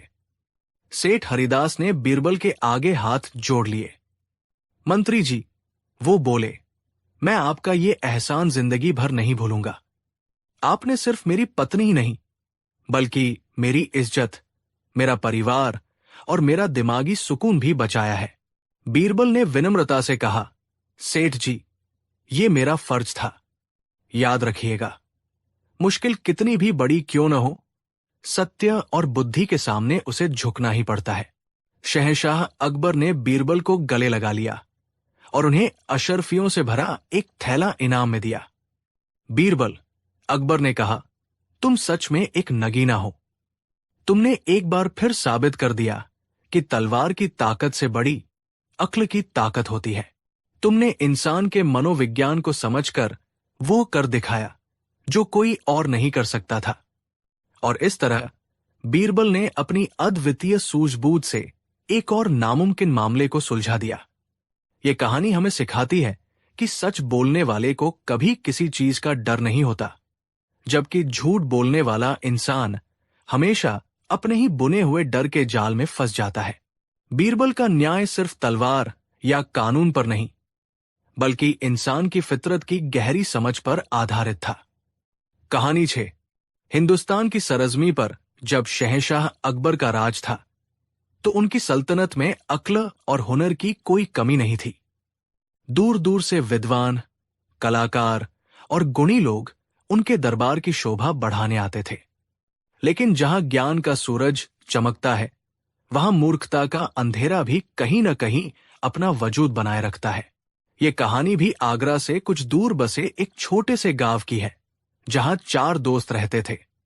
ये चारों दोस्त नहीं, बल्कि मूर्खता के 4 स्तंभ थे, और उनकी दोस्ती भी उनकी साझा अक्ल की कमी पर ही टिकी थी। उनके नाम थे मोतीलाल, शंकरलाल, प्यारेलाल और जोरावर सिंह। मोतीलाल खुद को उन चारों में सबसे बुद्धिमान समझता था। सारे उटपटांग विचार उसी के दिमाग की उपज होते थे। वो योजनाएं ऐसे बनाता था जैसे कोई महान सेनापति जंग की रणनीति बना रहा हो, लेकिन उसकी हर योजना का अंत विनाशकारी होता था। शंकरलाल उसका पक्का चेला था। उसकी अपनी कोई सोच नहीं थी। मोतीलाल दिन को रात कहता तो शंकरलाल आसमान में तारे ढूंढने लगता। हाँ में हाँ मिलाना ही उसका एकमात्र हुनर था। प्यारेलाल स्वभाव से डरपोक और हमेशा चिंता में डूबा रहने वाला इंसान था। वो हर योजना में लेकिन और अगर लगाकर सबको डराता था, पर अंत में दोस्तों के दबाव में घिसटते हुए साथ चल ही देता था। और चौथा था जोरावर सिंह। जैसा नाम वैसा काम। उसके शरीर में जितनी ताकत थी, दिमाग उतना ही खाली था। हर समस्या का उसके पास एक ही हल था, मार मार कर सीधा कर दूंगा। उसे लगता था कि दुनिया की हर पहेली मुक्के से सुलझाई जा सकती है। एक दिन चारों दोस्त गांव के पुराने बरगद के पेड़ के नीचे बैठे ऊँघ रहे थे। तभी मोतीलाल के दिमाग में एक खुराफाती कीड़ा कुलबुलाया।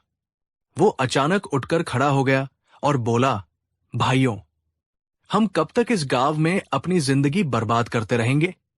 हमारी अक्ल और ताकत यहां किसी काम की नहीं है। शंकरलाल ने तुरंत सहमति जताई। बिल्कुल ठीक कहा मोती भैया, यहां के लोग हमारी कद्र ही नहीं करते। प्यारेलाल ने चिंता से कहा, लेकिन हम कर भी क्या सकते हैं? हमारे पास न खेत है, न कोई हुनर। जोरावर सिंह ने अपनी बाजुएं फुलाते हुए कहा, अगर कोई काम नहीं देता तो मैं उसे उठाकर पटक दूंगा। मोतीलाल ने सबको शांत करते हुए कहा, नहीं जोरावर, ताकत से नहीं, अक्ल से काम लेना होगा। मैंने सुना है कि बादशाह अकबर के दरबार में बीरबल नाम का एक मंत्री है, जिसे लोग बहुत बुद्धिमान मानते हैं। लोग कहते हैं कि वो किसी भी पहेली को सुलझा सकता है। हाँ, सुना तो हमने भी है, प्यारेलाल ने कहा। मोतीलाल की आंखों में एक शातिर चमक आई। तो क्यों ना हम आगरा चलकर ये साबित कर दें कि हम चारों मिलकर उस अकेले बीरबल से ज्यादा बुद्धिमान हैं? सोचो, जब हम बादशाह के सामने बीरबल को हरा देंगे तो बादशाह हमें ही अपना सलाहकार बना लेंगे। फिर हमारे पास भी महल होगा, दौलत होगी, शानो शौकत होगी। ये सुनकर शंकरलाल की आंखें चमक उठीं। जोरावर सिंह को भी लगा कि दरबार में लोगों को उठाकर पटकने का अच्छा मौका मिलेगा। बस प्यारेलाल थोड़ा घबराया हुआ था। लेकिन बीरबल को हराना आसान नहीं होगा। अगर हम पकड़े गए तो? अरे डरपोक, मोतीलाल ने डांटा। मेरे पास एक ऐसी तरकीब है जिसे सुनकर खुद बीरबल का सिर चकरा जाएगा। हमारी जीत पक्की है। और फिर मोतीलाल ने अपनी महान योजना उन सबके सामने रखी। योजना यह थी कि वे चारों अपनी जिंदगी भर की जमा पूंजी, जो कुछ सोने चांदी के सिक्के थे, एक संदूक में रखेंगे। फिर वे उस संदूक को आगरा के बाहर नदी किनारे एक पुराने पेड़ के नीचे गाड़ देंगे। उसके बाद वे दरबार में जाकर फरियाद करेंगे कि उनका खजाना एक अदृश्य जिन्न ने चुरा लिया है। वे बादशाह से कहेंगे कि इस रहस्य को सिर्फ वही सुलझा सकता है जो दुनिया का सबसे बुद्धिमान व्यक्ति हो। मोतीलाल ने समझाया, चूंकि खजाना कहा है, ये सिर्फ हम चारों को पता है, इसलिए बीरबल इसे कभी नहीं ढूंढ पाएगा। जब वो हार मान लेगा, तब मैं आगे बढ़कर अपनी अक्ल से उस जिन्न से बात करने का नाटक करूंगा और खजाने का पता बता दूंगा। बादशाह हमारी बुद्धिमानी से इतने खुश होंगे कि हमें फौरन बीरबल की जगह दे देंगे। योजना इतनी मूर्खतापूर्ण थी कि उन चारों को यह बहुत शानदार लगी।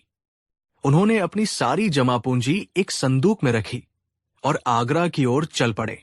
आगरा पहुंचकर उन्होंने योजना के अनुसार नदी किनारे एक घने पुराने इमली के पेड़ के नीचे रात के अंधेरे में संदूक को गाड़ दिया और उस जगह को अच्छे से पहचान लिया। अगले दिन चारों दोस्त फटे पुराने कपड़े पहनकर और मुंह पर उदासी का नाटक करते हुए बादशाह अकबर के दरबार में पहुंचे। उन्होंने जोर जोर से रोना पीटना शुरू कर दिया। अकबर ने उन्हें देखकर पूछा, कौन हो तुम लोग और इस तरह दरबार में हंगामा क्यों कर रहे हो?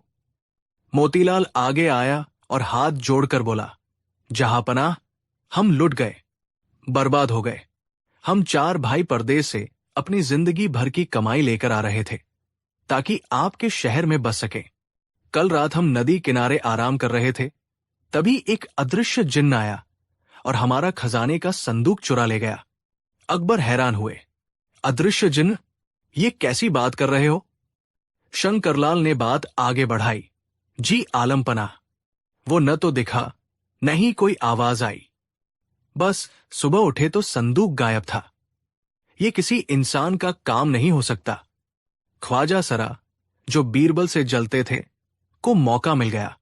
उन्होंने कहा, जहांपनाह, मामला संगीन लगता है, इसकी जांच होनी चाहिए। अकबर ने अपने सिपाहियों को जांच का हुक्म दिया, लेकिन सिपाही खाली हाथ लौट आए। उन्हें चोरी का कोई निशान नहीं मिला। अब मोतीलाल ने अपना अगला दाव चला। जहांपनाह, उसने कहा, हमें एक साधु ने बताया था कि इस जिन्न को सिर्फ वही इंसान काबू कर सकता है जिसकी बुद्धि दुनिया में सबसे तेज हो। हम आपकी सल्तनत में न्याय की उम्मीद लेकर आए हैं। कृपया हमारे खजाने को ढूंढने का आदेश दे। अकबर ने अपने सभी मंत्रियों की ओर देखा। सबने सिर झुका लिया। ये एक ऐसी पहेली थी जिसका कोई सिर पैर नहीं था। अंत में अकबर की नजर बीरबल पर पड़ी।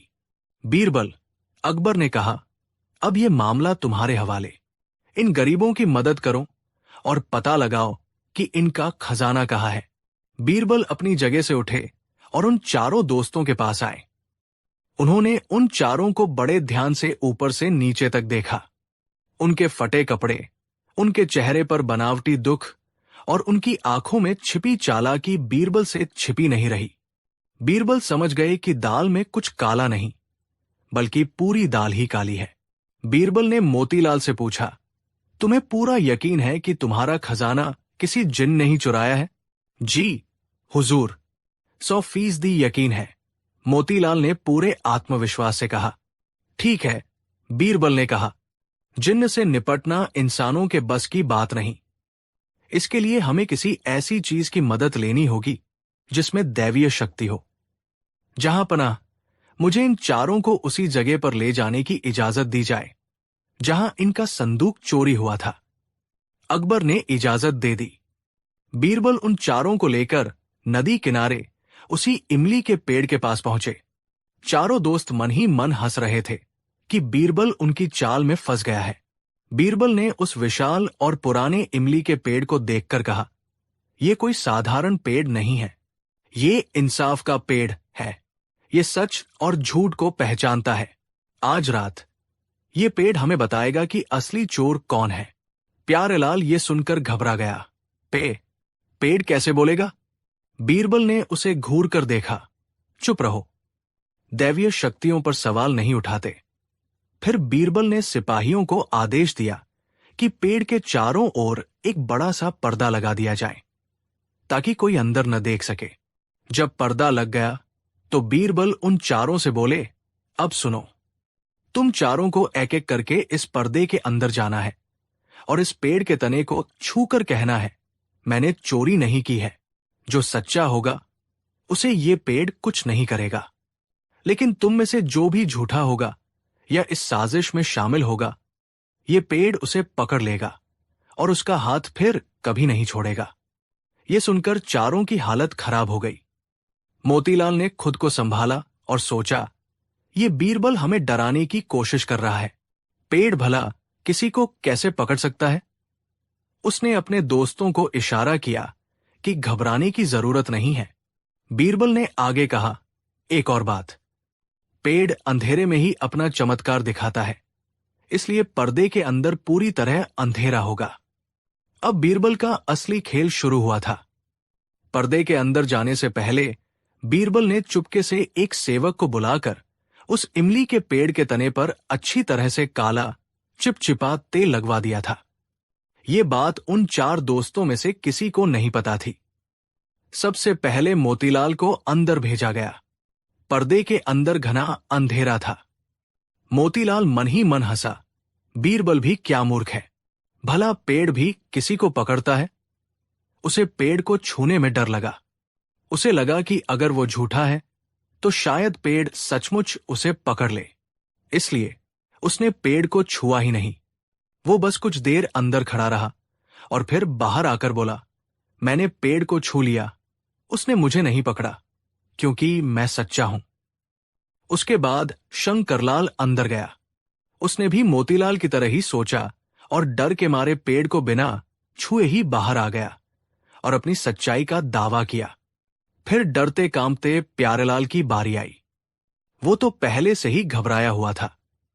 उसे लगा कि अगर उसने पेड़ को नहीं छुआ और बीरबल को पता चल गया तो वो मारा जाएगा, लेकिन झूठी कसम खाने से भी वो डर रहा था।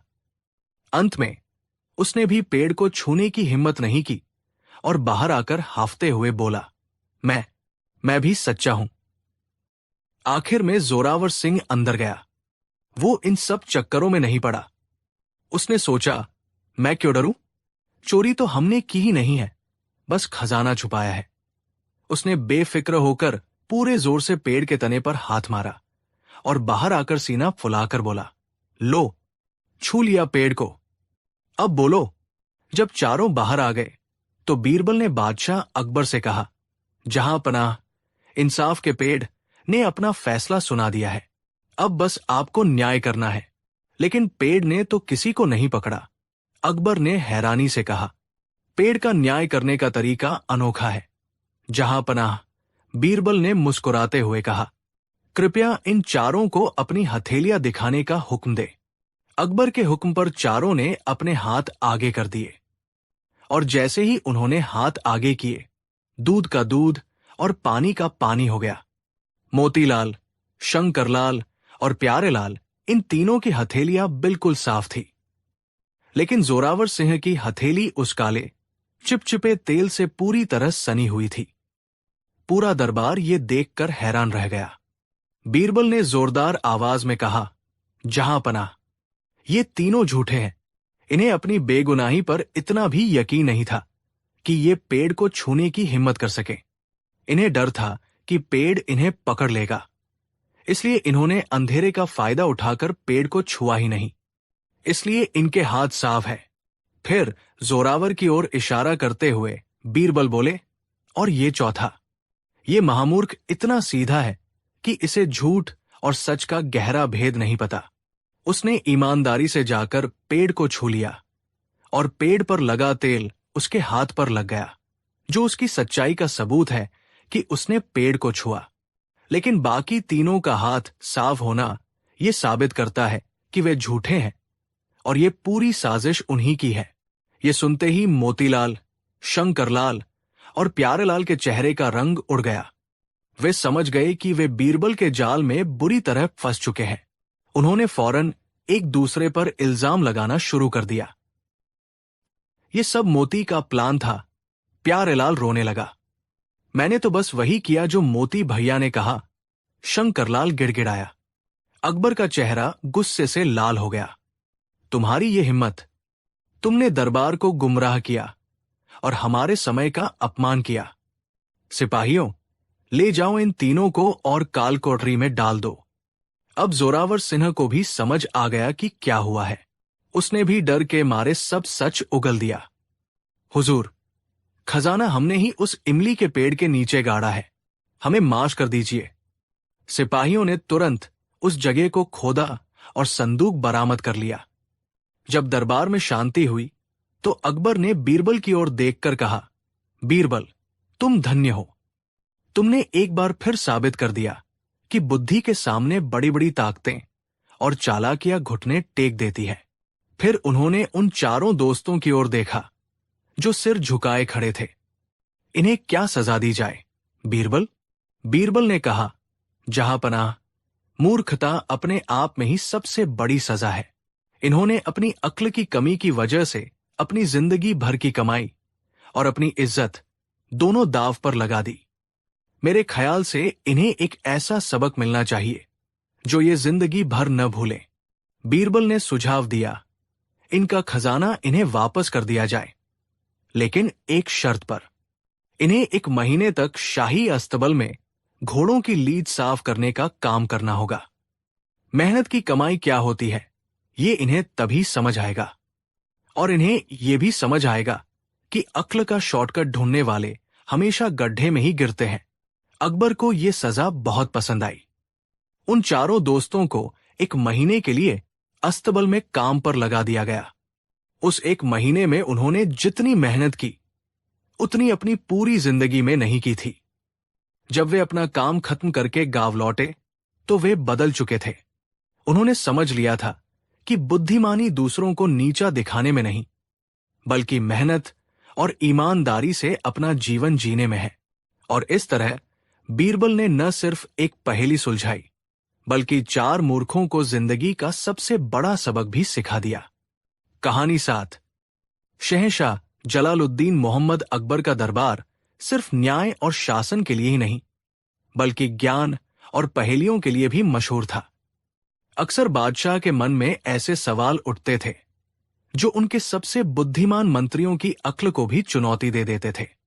एक ऐसी ही सुनहरी दोपहर थी जब दरबार की कार्यवाही खत्म हो चुकी थी और माहौल कुछ हल्का फुल्का था। शहंशाह अपने बाग में टहल रहे थे। उनके साथ उनके कुछ खास नवरत्न भी थे, जिनमें बीरबल भी शामिल थे। बाग में तरह तरह के पेड़ थे। आम के पेड़ फलों से लदे हुए थे।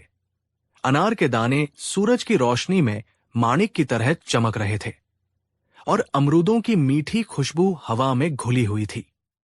बादशाह एक ऐसे पेड़ के पास जाकर रुक गए जो हरा भरा और विशाल तो था, लेकिन उस पर एक भी फल नहीं था। उसे देखकर अकबर के मन में एक गहरा विचार आया। वो वापस अपने सिंहासन पर आकर बैठ गए और दरबारियों की ओर देखकर बोले, आज हमारे जहन में एक सवाल आया है जिसने हमें सोचने पर मजबूर कर दिया है। पूरा दरबार शांत होकर बादशाह की ओर देखने लगा। अकबर ने अपनी गहरी आवाज में पूछा, इस दुनिया में हजारों तरह के पेड़ हैं। कुछ मीठे फल देते हैं, कुछ खट्टे, कुछ के फल दवा का काम करते हैं तो कुछ के जहर का। लेकिन क्या आप सब में से कोई मुझे बता सकता है कि वो कौन सा पेड़ है जो होता तो बहुत विशाल और हरा भरा है, हमेशा बढ़ता रहता है, लेकिन उस पर कभी भी किसी भी मौसम में एक भी फल नहीं लगता? ये सवाल सुनकर दरबारी सोच में पड़ गए। ये कोई मामूली पहेली नहीं थी, इसमें कोई गहरा रहस्य छिपा था। एक मंत्री ने खड़े होकर कहा, आलमपना, शायद आप देवदार या चीड़ के पेड़ की बात कर रहे हैं।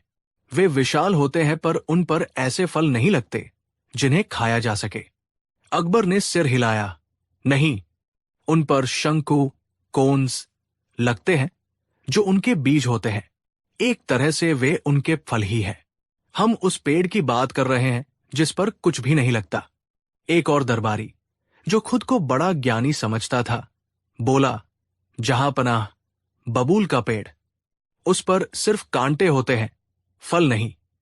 गलत, अकबर ने कहा, बबूल पर भी फलियां लगती है। हमारा सवाल उस पेड़ के बारे में है जो बिल्कुल बंजर है फल के मामले में। दरबारियों ने कई नाम लिए, बरगद, पीपल, शीशम, लेकिन हर बार बादशाह उनके जवाब को किसी न किसी तर्क से खारिज कर देते। किसी पर छोटे फल लगते थे जिन्हें पक्षी खाते थे, तो किसी का औषधीय महत्व था। जब कोई भी सही जवाब नहीं दे पाया तो बीरबल से जलने वाले ख्वाजा सरा को मौका मिल गया। वो खड़े हुए और बोले, जहांपनाह, ये कैसा बेतुका सवाल है। ऐसा कोई पेड़ हो ही नहीं सकता। दुनिया में हर पेड़ अपनी नस्ल को आगे बढ़ाने के लिए किसी न किसी रूप में बीज या फल पैदा करता ही है। लगता है आज बीरबल को फंसाने के लिए आपने कोई काल्पनिक पहेली बनाई है। ख्वाजा सरा की नजर बीरबल पर थी, जो अब तक खामोश खड़े सब सुन रहे थे और हल्के हल्के मुस्कुरा रहे थे। अकबर ने बीरबल की ओर देखा। बीरबल, पूरा दरबार हार मान चुका है। क्या तुम्हारे पास हमारे इस सवाल का कोई जवाब है, या हम मान ले कि ख्वाजा सरा सही कह रहे हैं और ऐसा कोई पेड़ दुनिया में है ही नहीं? बीरबल ने अदब से सिर झुकाया और बोले, जहां पनाह, ऐसा पेड़ है, और वो हम सबके आसपास, बल्कि हम सबके अंदर ही मौजूद है। वो हर दिन बढ़ता है, फलता फूलता है, हमें उम्मीदें देता है, लेकिन उस पर कभी भी संतुष्टि का फल नहीं लगता। दरबार में कानाफूसी शुरू हो गई। हम सबके अंदर का पेड़, ये कैसी बात है? अकबर ने कहा, बीरबल, पहेलियां मत बुझाओ, साफ साफ बताओ कि वो कौन सा पेड़ है। बीरबल ने जवाब दिया, जहांपनाह, उस पेड़ का नाम है आशा और इच्छा का पेड़। ये जवाब सुनकर पूरा दरबार सन्न रह गया। ख्वाजा सरा जोर से हंसे, हाँ हाँ हाँ, ये क्या मजाक है? इच्छा का पेड़, ये कोई जवाब हुआ भला? जहांपनाह, मैंने कहा था न कि बीरबल बस बातों को घुमाना जानता है। अकबर भी बीरबल के जवाब से संतुष्ट नहीं थे। बीरबल, तुम्हारी बात हमारी समझ से बाहर है, इसे साबित करो। हमें दिखाओ कि ये इच्छा का पेड़ कैसे बिना फल के बढ़ता रहता है। बीरबल ने कहा, जरूर जहांपनाह, लेकिन इस पेड़ की सच्चाई को दिखाने के लिए मुझे कुछ समय और आपकी मदद की जरूरत होगी। मुझे 1 महीने का समय शहर के बाहर एक खाली जमीन का टुकड़ा और कुछ माली चाहिए होंगे। 1 महीने बाद मैं आप सबको उसी जगह पर ले जाकर उस पेड़ का सच दिखाऊंगा। ये एक अजीब मांग थी, लेकिन अकबर बीरबल की बुद्धिमानी को परखना चाहते थे। उन्होंने बीरबल को इजाजत दे दी। ठीक है बीरबल, उन्होंने कहा, तुम्हें 1 महीना दिया जाता है, लेकिन याद रखना, अगर तुम अपनी बात साबित नहीं कर पाए तो तुम्हें दरबार में सबसे मूर्ख व्यक्ति माना जाएगा। बीरबल ने मुस्कुराकर शर्त मान ली। अगले दिन से बीरबल अपने काम में लग गए। उन्होंने शहर के बाहर एक बड़ी सी जमीन पर काम शुरू करवा दिया। माली जमीन को तैयार करने लगे, उसमें खाद डाली जाने लगी और पानी का इंतजाम किया गया। ख्वाजा सरा रोज छिप छिप कर देखते कि बीरबल आखिर कर क्या रहे हैं। उन्होंने देखा कि बीरबल ने जमीन के बीचों बीच एक बहुत ही साधारण सा पौधा लगाया है। ख्वाजा सरा दौड़कर बादशाह के पास गए और बोले, जहांपनाह, बीरबल आपको और पूरी सल्तनत को धोखा दे रहा है। वो शाही खजाने से पैसा लेकर बस एक मामूली सा पौधा उगा रहा है। 1 महीने में वो पौधा कितना ही बड़ा हो जाएगा। वो बस आपका समय बर्बाद कर रहा है। अकबर को भी चिंता हुई, लेकिन उन्होंने बीरबल को वचन दिया था, इसलिए वो चुप रहे।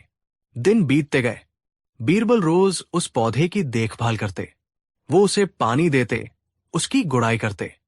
पौधा धीरे धीरे बढ़ने लगा, लेकिन उसमें कुछ भी खास नहीं था।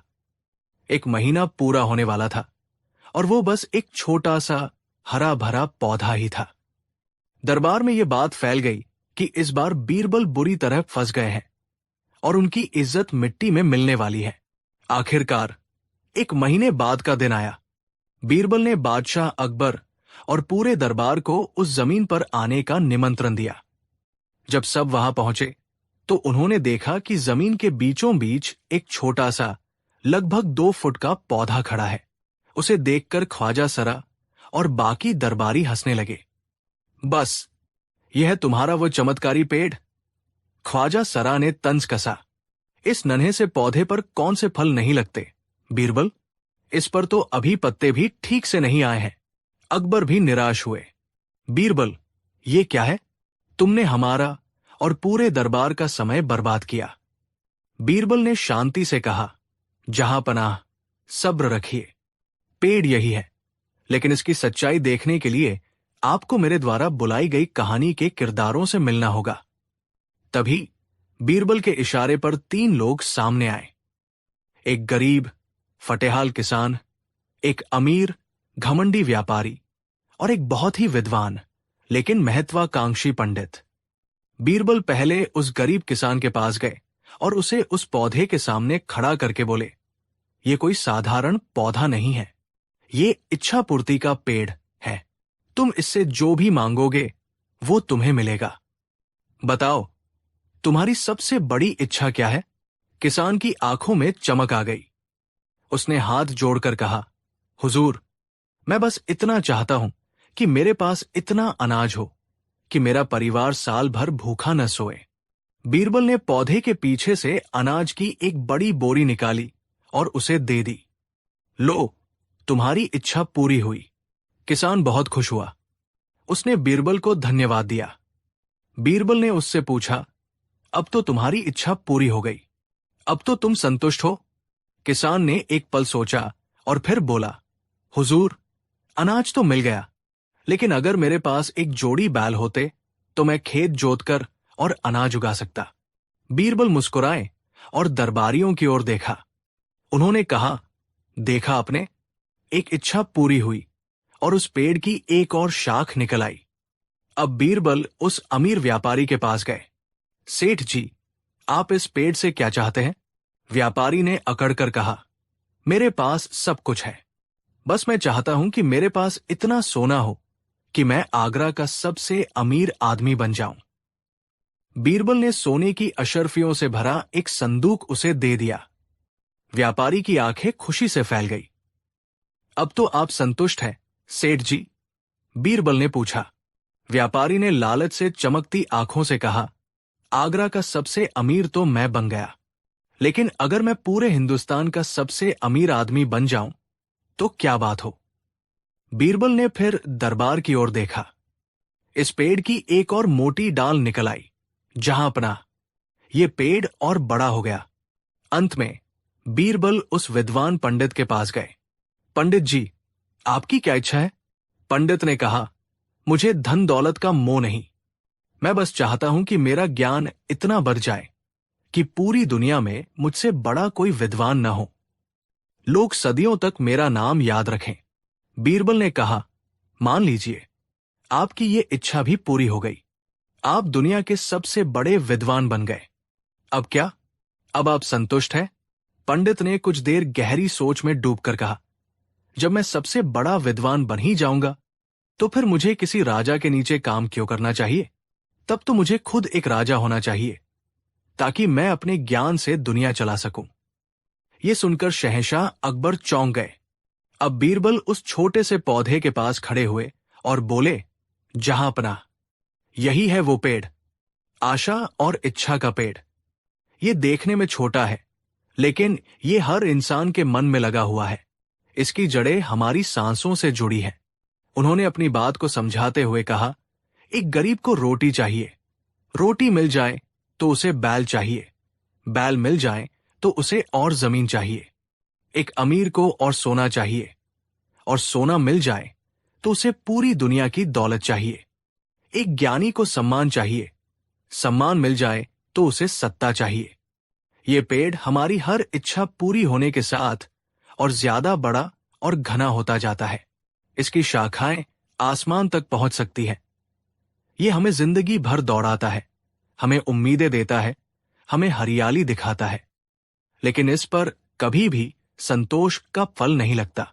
जिस दिन किसी इंसान को संतोष का फल मिल गया, उस दिन ये पेड़ बढ़ना बंद कर देता है, यानी उसकी सारी इच्छाएं समाप्त हो जाती है। लेकिन ऐसा कभी नहीं होता। इसलिए ये दुनिया का एकमात्र ऐसा पेड़ है जो हमेशा बढ़ता है पर कभी फल नहीं देता। बीरबल की ये व्याख्या सुनकर पूरा दरबार मंत्रमुग्ध हो गया। जो बात बड़े बड़े ज्ञानी नहीं समझा सके, उसे बीरबल ने एक छोटे से नाटक से साबित कर दिया था। ख्वाजा सरा का सिर शर्म से झुक गया था। शहंशाह अकबर अपनी गद्दी से उठे और बीरबल के पास आए। उनके चेहरे पर गहरी संतुष्टि का भाव था। उन्होंने कहा, बीरबल, आज तुमने हमारी आंखें खोल दी। तुमने हमें सिर्फ एक पहेली का जवाब नहीं दिया, बल्कि जिंदगी का सबसे बड़ा सच सिखाया है।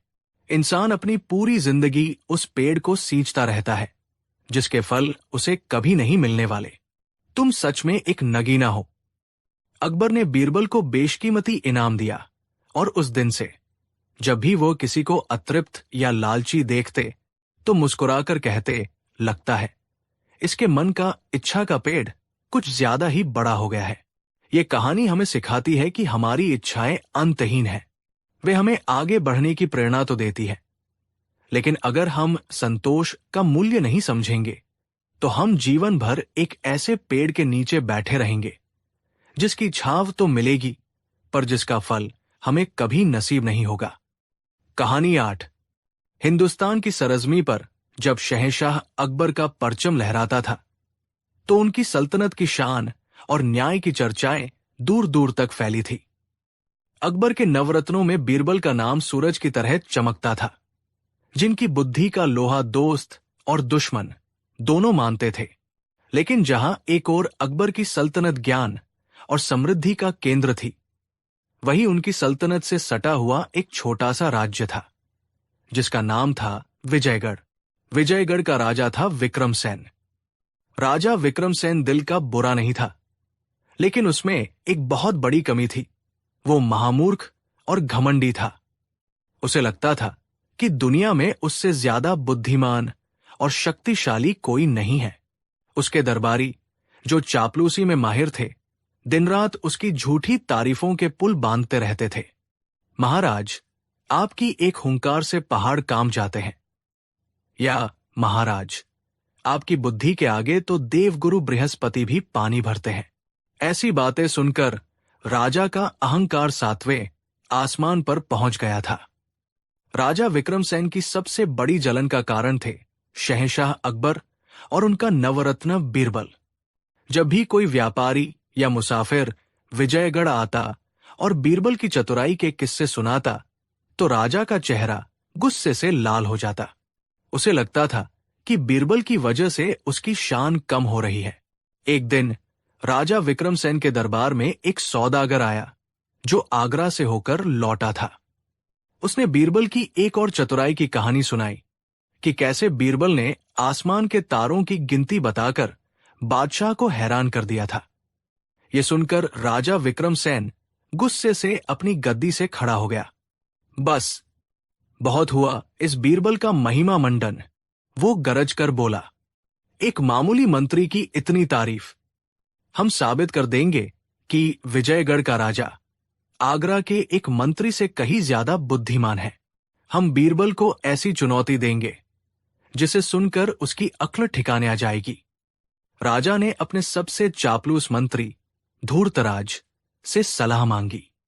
धूर्तराज ने कहा, महाराज, आप बिल्कुल सही कह रहे हैं। आप बीरबल को एक ऐसा काम करने को कहिए जो नामुमकिन हो। जब वो हार मान लेगा तो पूरी दुनिया में आपका डंका बजेगा। राजा ने बहुत सोचा। उसके मूर्ख दिमाग में एक शानदार विचार आया। उसने फौरन एक पत्र लिखवाया। पत्र में शहंशाह अकबर के लिए सम्मान के कुछ शब्द थे, लेकिन असली संदेश बीरबल के लिए एक चुनौती थी। पत्र में लिखा था, शहंशाहेंद अकबर को हमारा सलाम।